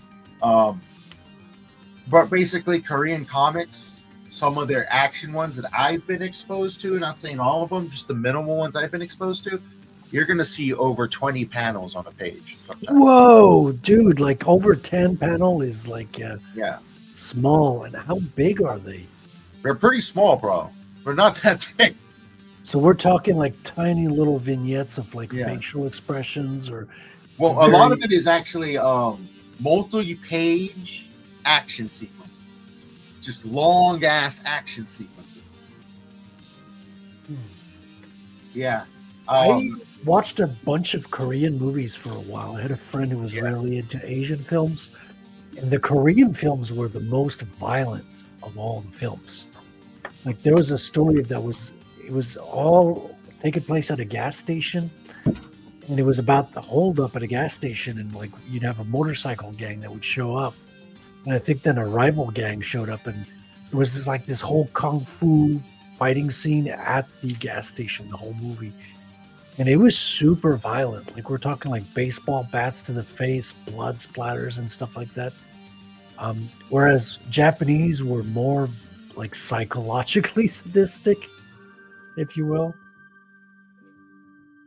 It's interesting. They have very different cultures. Yeah, see a lot of similarities here. I flipped one open, and let me count the panels, because some of them do have just like 8-panel pages, but then they have crazy ones. This one's 1, 2, 3, 4, 5, 6, 7, 8, 9, 10, 11, 12 on that one, 12 panels. Next one is 1, 2, 3, 4, 5, 6, 7, 8, 9, 10, 11, 12, 13, 14, 15, 16 panels. Yeah, that's crazy. Yeah. They must all be small. Some of them are kind of large. They're some of them overlap, and then some of them are like tiny. Because you see 9, because 9 is basically like a tic-tac-toe grid on a page, right? So they were almost the norm during the 60s. It was all 9-panel pages for the most part. Jack Kirby did a lot of 9-panel pages. And you'll still see that from time to time because it's just, it's an easy, simple grid. It's just people don't rely on that model as they used to. You could go over that. You could go 10, 12. That makes some sense when you got small detail panels, or you'll like have an animation in the facial expressions across the handful of panels. But when you go over what 13, 14, you rarely see that in American comics. Yeah. I'll show them off tomorrow. I showed them off before, but that was months ago. So That'd be great, man. I'd love to see that. yes, I got dozens of issues. These were some of the first comics I'd ever purchased. Because when I where I grew up, where I still am, they didn't have comic book shops back then in this area. Now we only have 2. Very big valley, tons of stores everywhere. It's booming. Only 2 comic book shops in like 6 different towns smashed together. But with that said, when I purchased these, I was just walking through a flea market or a flea market, and I just saw a box of comics, and they said, "How much for the entire box?" I said, $25. I gave them $25. I walked away with them, and I look in here. They had like 20 issues of this. This one's actually a Chinese comic. This is a Chinese one, but I think it's still called Wuxia. Of this Chinese comic called Oriental Heroes, produced by Jade Man Comics. Interesting stuff. Yeah, when you open it up, you see all the panels. Your story almost sounds like the beginning of the Gremlins movie. Kind of is, except there wasn't an animal in the box. All right, fellas. I sadly have to bounce, but I'll see you guys probably next week. Very well. Alrighty, thanks for coming in, man. Give a good one. Take care. You guys have a great night, and happy Easter, belated. Yes, happy Easter. He is risen. Amen. Love him. Yeah, I would imagine though with Bundus and A comics, you could probably get away with having more panels due to the larger format. Yeah, of course. The pages are way larger. They're magazine format, if you will, but sometimes it's printed even larger. I have books that don't even fit in my freaking library. They're so huge. So it used to be that like European artists would do their pages on 2 separate pieces of paper. The top half would be one piece of paper and the bottom half and the other piece. Oh, wow. And then they'd put them together on printing. I don't know if they still do that today because they have taken more inspiration from the Americans and the Japanese now. So, because their panel layouts used to be fucking boring. Let's just be honest. Like Tintin, it's just strips, like super plain strips. It's freaking boring. Comic strips. Well, that's what bande dessinée means, right? So exactly. It started out that way. It's kind of taken from movies, right? Movies have the same size screen all the time. And they just did the same thing on paper until the artists realized, hey, we can actually, take here and shift the grid out and have some fun with it. And the Americans, I think, pushed it further with anchor images, anchor panels, blown out images across over panel borders and stuff like that. Americans were a little bit crazier, but Europeans, they have wider format. They take their time a little bit more, so it's closer to the indies, whereas they take a year to do an album. They're not like in an industry like the monthly comics of the Americans. I hear you. Yeah. I believe sometime in the future they're also going to go international, like manga did, and they're going to reshape the comic books. Well, I hope so, dude. It's such a shame that we have no contact. Well, I say I do because of the French bookstores here. We have bande dessinée in every bookstore. Yeah. But the Americans have no contact except with the ones that I recommended to you, James. Exactly. Everyone knows the Incal and the Metabarons. Like they know Akira. It's the only books that have made their way out, but there's thousands. Valerian's also kind of known. Oh, yeah, Valerian. It's a little bit more cartoony. Yeah. But there's a movie that was made from Valerian. It's pretty bad. Yeah, it has its moments. But like Fifth Element. I was kind of bummed by that because I watched it. There were so many cool concepts, but the delivery was just I enjoyed the opening sequence when you saw the space station being made with all these different races coming together and them constantly shaking hands. I thought that was a very awesome opening sequence. So is Valerian available translated in English? Do you know? I'm sure it is. It's got to be. If they made a freaking movie out of it, bro. Yeah, because Tintin is one of the most translated comics, but like I wouldn't. It's old at the same time. It's not bad. Like I still enjoy it. Like I used to read that stuff and get a good laugh out of it. I think it's got a good sense of humor. Almost no women in those books, too, by the way. Yeah.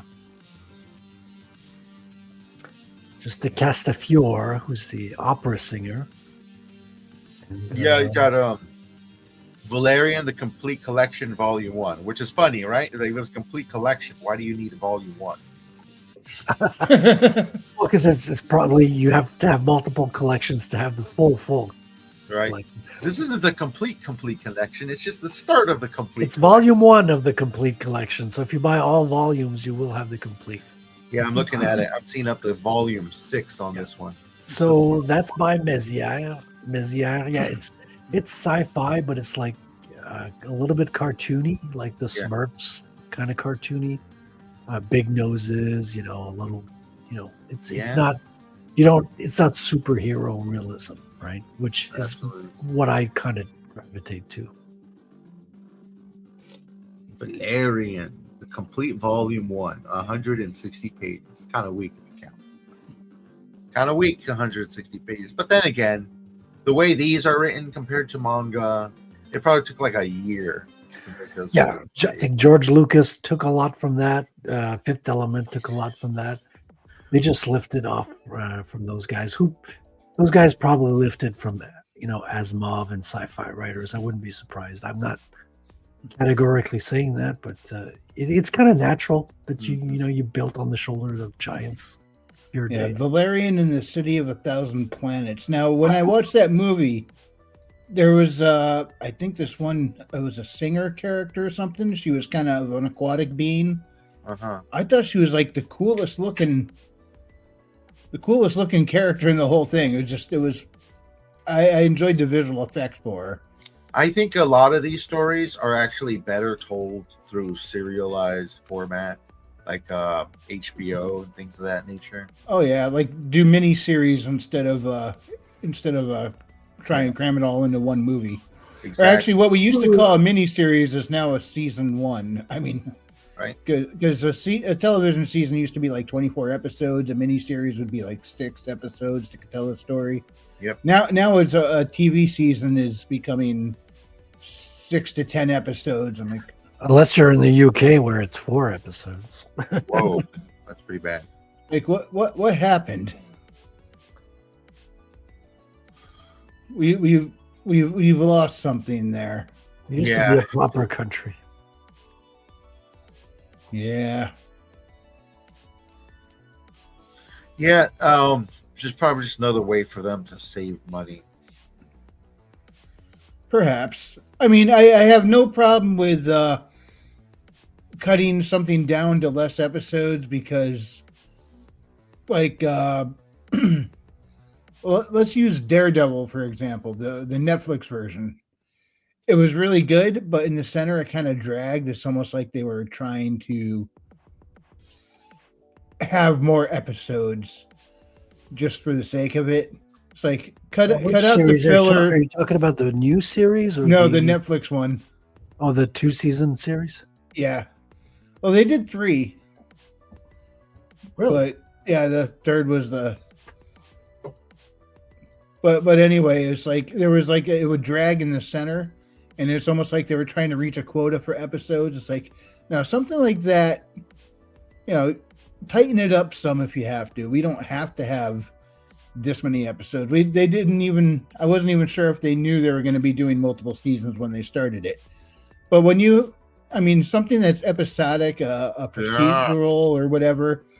Yeah, I get it. Plus, they need to hit so many episodes to go into syndication and all that. But if you're just telling a particular story and you only need so many episodes to do it, don't drag it out just to have extra episodes. But at the same time, why does everything seem to be just 6 to 10 episodes now instead of it's like you season? say, there's financial incentives and constraints. as well as probably, like you say, syndication and things like that. So these are very expensive production. You have to pay all the actors, you have to pay the people behind the scenes, you have to pay the rights, you have to pay the music. It takes a whole corporation. But they had to deal with all that in, say, NCIS, you know. But granted, again, those are more episodic, so you don't have to have things in a certain order for the most part. You don't have you don't have like one serialized. That's the problem. Nothing's episodic anymore. Everything is now serialized. Yeah, well, there's nothing wrong with that. Like serialized storytelling has its place. But when you're talking about like Daredevil, you're talking about a franchise that belongs to Marvel Comics at the same time. So you have that to take into account. Yeah. Well, let's look at the newer Star Trek. I mean, a better second thought, let's not. But I mean, we have to. But a lot of that is serialized now. It's not episodic anymore. Yeah, and the Next Generation was all episodic, right? Yeah, I mean, even Voyager, which had an ongoing story, was done in an episodic format. You had self-contained episodes, even though there was a larger overarching story. Not everything was solely focused on that overarching story. So you could have episodes that dealt with the concept rather than the whole how are they getting home bit. Even though that would play into it, they could focus more on that Tuvix episode was fantastic, where they had the transporter accident. Neelix and Tuvok got merged into one being, and at the end, they were calling him Tuvix. At the end, where they're like, "Okay, we figured out how to separate you back into your separate selves again," and Tuvix is like, "No, I like being this way. I don't." I'm like, "No, we need to do this," and he's like, "No, you do this. You're killing me." And that turned out to be a big conversation among so many people. You know, it's like, was this murder? Was this wrong? Was she right? What was, you know, on one hand, Neelix and Tuvok were both happy to be back to their old selves. But at the other hand, together as Tuvix, they were a new, different being. And Tuvix did not want to do this. And technically, you're killing Tuvix to have Neelix and Tuvok back. And that started so many conversations, but they could analyze a concept like that. You can't do that so much with the serialized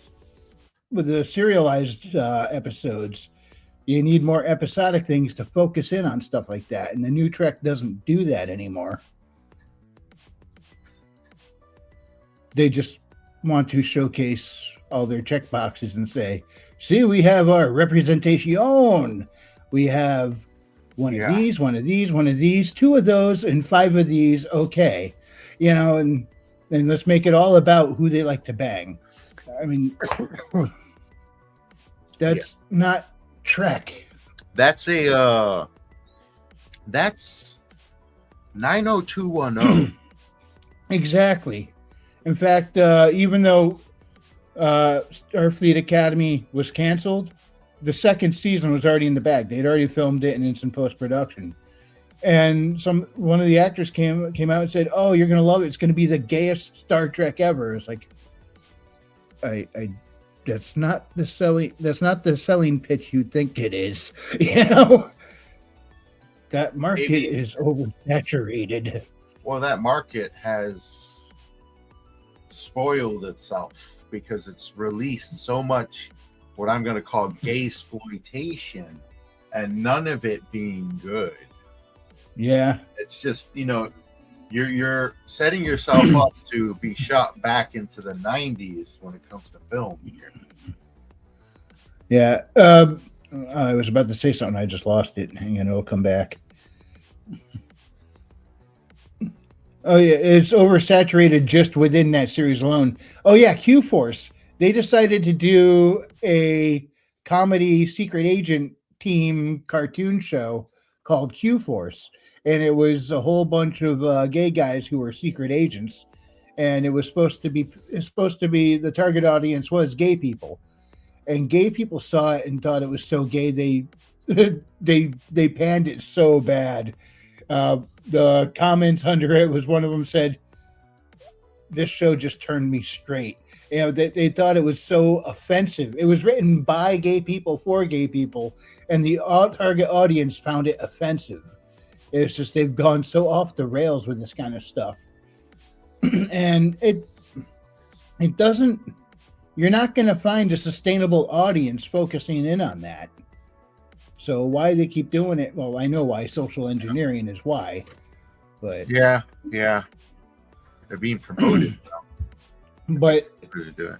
Yeah, and in their attempts to do this, all they're doing is pissing people off towards it, and yeah, it's not having a good effect.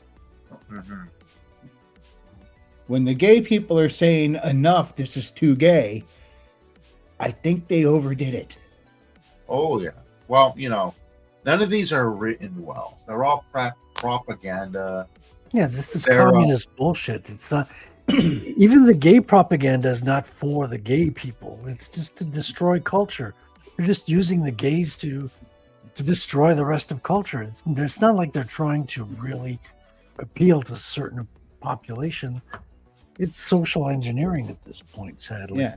And since USAID ain't a thing anymore, they can't financially sustain this. Thank God. They will get some funding from overseas. Yeah, somebody who just the funding will come from someone who obviously hates us and wants us destroyed. So they'll fund it just to help degrade our culture further. China's already funding a lot of it. Well, people have also built a resistance to it. Like we've been calling out the woke for years now, and not just us, but like a whole bunch of YouTube creators have been calling it out in video games and movies. It's just not sticking. They can't sell the movies. They can't sell the games that have all this woke bullshit. They thought they could, but no. Even when they got rid of everything else and say, now this is all you get, and people just turn away. They tried to force it by owning as many of the companies at the same time. Like if every company went woke at the same time, you wouldn't have an alternative. The thing is, they could not get saturation. They could not get total monopoly, and people gravitated one to old games for starters, because the old games were untouched. There's a lot of them out there. And two, you have a lot of Asian games that did not follow around with the program, and people gravitated to those games because they appealed a little bit more. You had indie studios as well. Yep. So they blew up big time. The indies made a big ton of money. The AAA studios failed and went bankrupt and had to sell out, and are splitting their studios like Ubisoft. Yeah. So they paid for it like big time. And even BlackRock, who pushed this DAI stuff, is like, yeah, it was a mistake. Yeah, it doesn't work. Yeah, blah, blah, blah. So they've even come to terms with the fact that it didn't work. Yeah, I think they knew it wouldn't work. They just figured if we had no alternative, they would have a captive audience. Yet that captive audience somehow tuned out. You underestimate them. These are some arrogant motherfuckers. They think that, first of all, they own the world in their own eyes. So they're like, yeah, now it's time to change people's behavior. And they think they can just change your behavior by imposing like financial incentives on companies. Well, if you want to get investment money, you have to push this DEI stuff, or else and so they figured everyone would go along with it, and the world would magically change their behaviors because they see us as really dumb and obedient. It just backfired on them. Yeah, in fact, they addressed that directly in Starfleet Academy on their episode about theater. Really? How so? Yeah. I'm going to see if I can find that and just pull it up and play that clip. Pull it up and play that clip. Play the clip, brother. Play the clip. I'll make no use.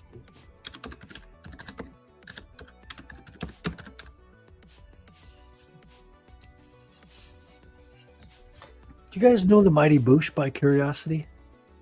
No. What is it?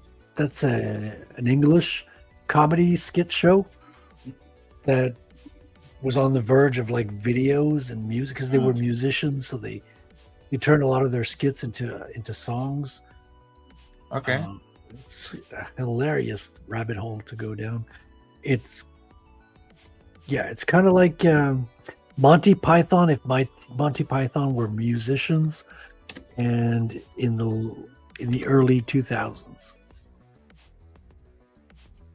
All right, very interesting.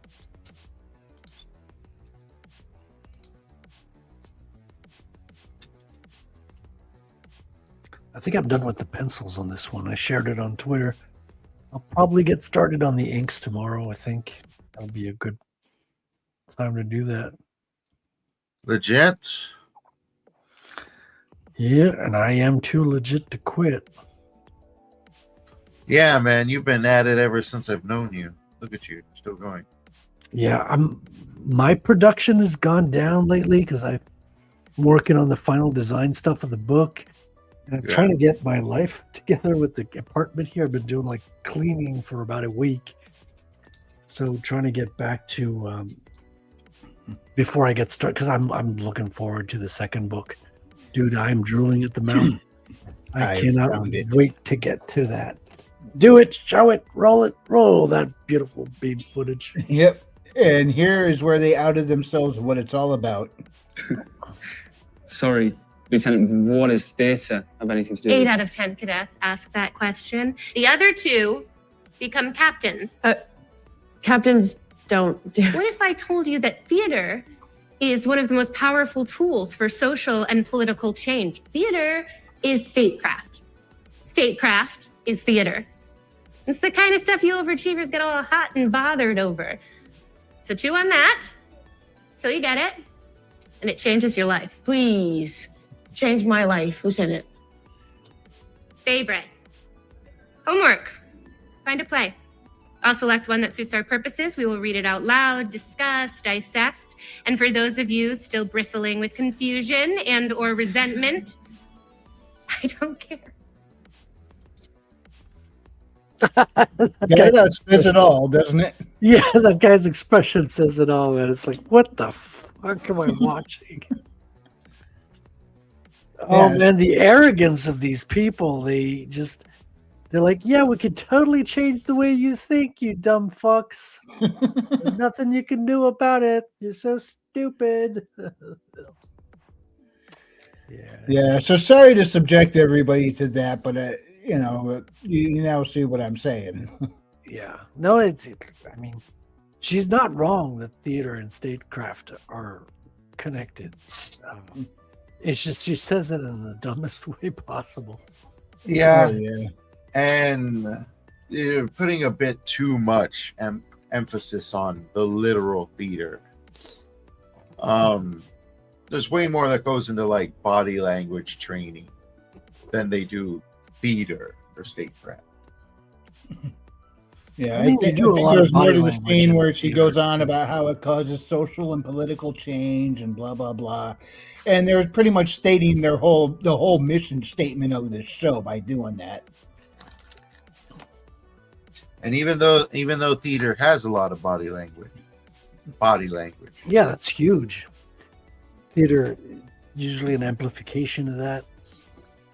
I mean, I used to love theater. I haven't gone in fucking ages, but I was in a handful of plays. I was even in an opera once. I mean, I didn't sing, don't worry. But I was like what do you call a person in the background? Extra? Yeah, that is so weird how they absolutely totally pronounce every single syllable to the point where it sounds like a different language.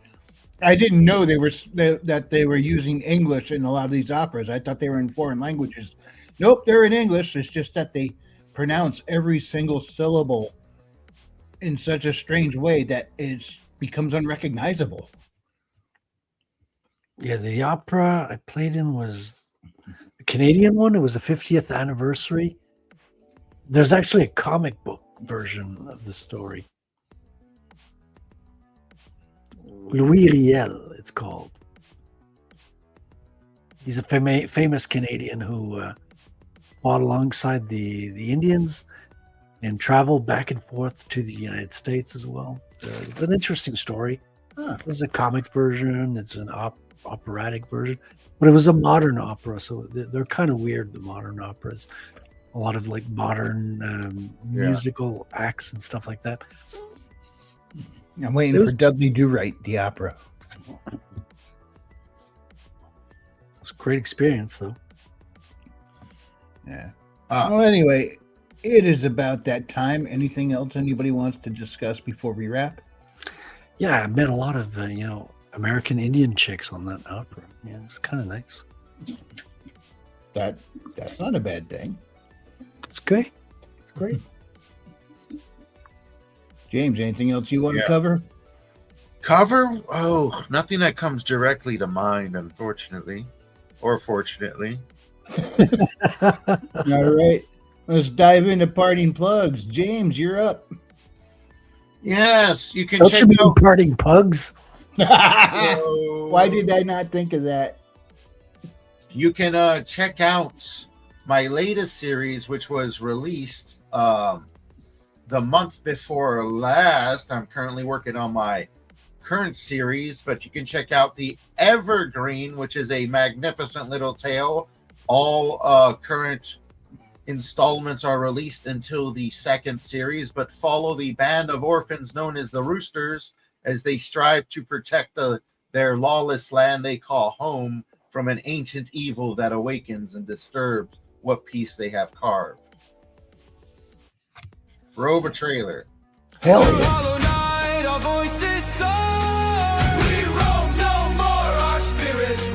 Dust and shield, our hearts burn free. We sing the spark of destiny. No throne, no crown, no gilded lore. Our own free sounds forevermore. Against the tide we stand as one. Our crow will echo when dark is done.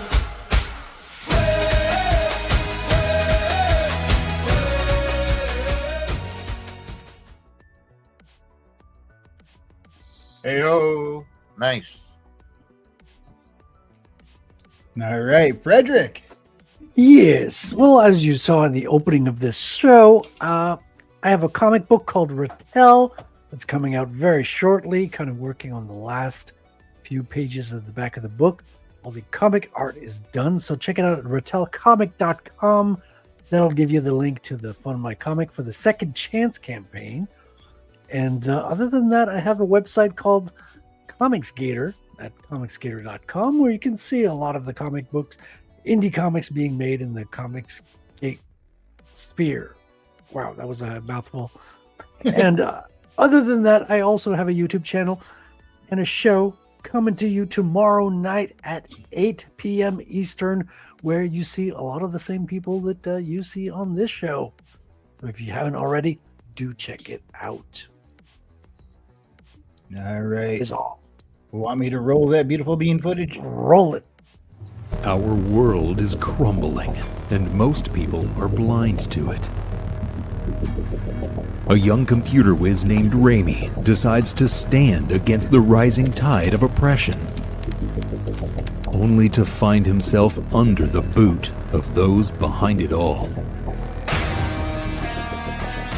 Incarceration only proves to refine his resolve.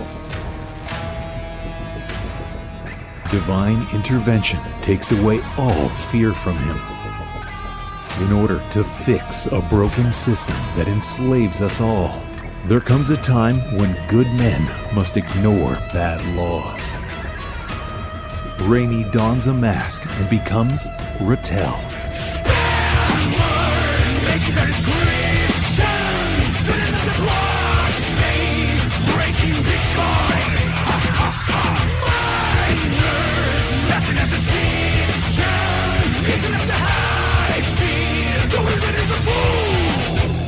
Rattel uses intelligence and technology to combat ancient and dark forces for justice and a better tomorrow. Will Rattel take down the technocratic tyrants who've harnessed an ancient evil, or be crushed by the invisible hand?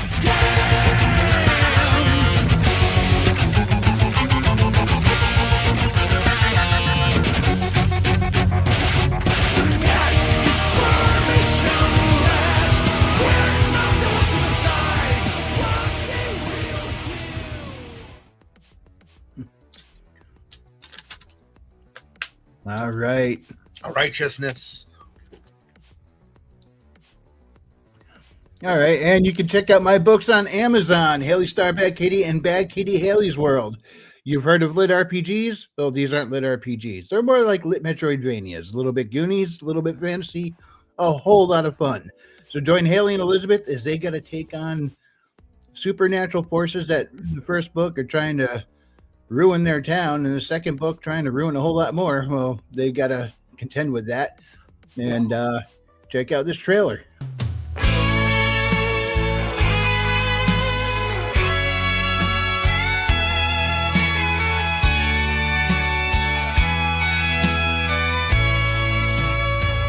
Haley and Elizabeth are back, and this time the Spuds are really going to fly.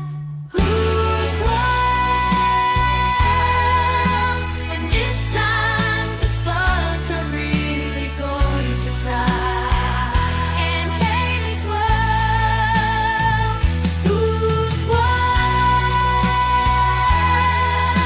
And this time the Spuds are really going to fly. Who's world? And this time the Spuds are really going to fly.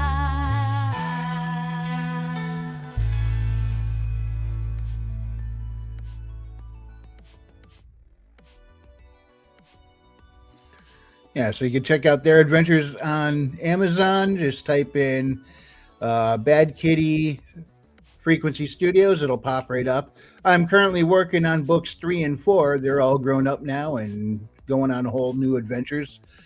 And let's see, Frederick, you already shouted out for your show tomorrow night, right? Correct. And James, do you have Terran Tuesday's episode tomorrow? We unfortunately will not be doing a Terran Tuesday because I will be working on a live stream. You can check that out. The live stream will be on the channel What's Up with Lord Buckley as we go over the latest information on the Rob Reiner murder. Because, yes, Lord Buckley, aka Mark Gruber, lives in Hollywood, has connections in Hollywood, knows people in Hollywood, and has done some personal investigating in the past. Well, that So should he be is- interesting. Yes, so check that out. The last one got like 30,000 views, and it just went crazy with the Rob Reiner information we found out. All right. What time is that going to be? We don't know. It wasn't supposed to be planned. Latest information just came out. He's been parsing through it all day. Okay, gotcha. Fair enough. Well, thank you so much, everyone, for joining us. And I see you there, Fu. I know you couldn't hop on panel tonight, but appreciate you stopping in the chat for a few. Good to see you. Anyway, if you enjoyed this presentation, hit the like, and if you didn't, we appreciate you stopping by. We'll see you next time, and God bless. Who would not enjoy this presentation? Come on. It's a great show. Great content, guys. Yes. We had space pugs and everything. Space plugs as well. Yeah, and now you get to go home. Yes, that's the best part. Finally, I get to leave the studio and go home. Oh, wait, I'm already there. You get to lean back, you know? That's right.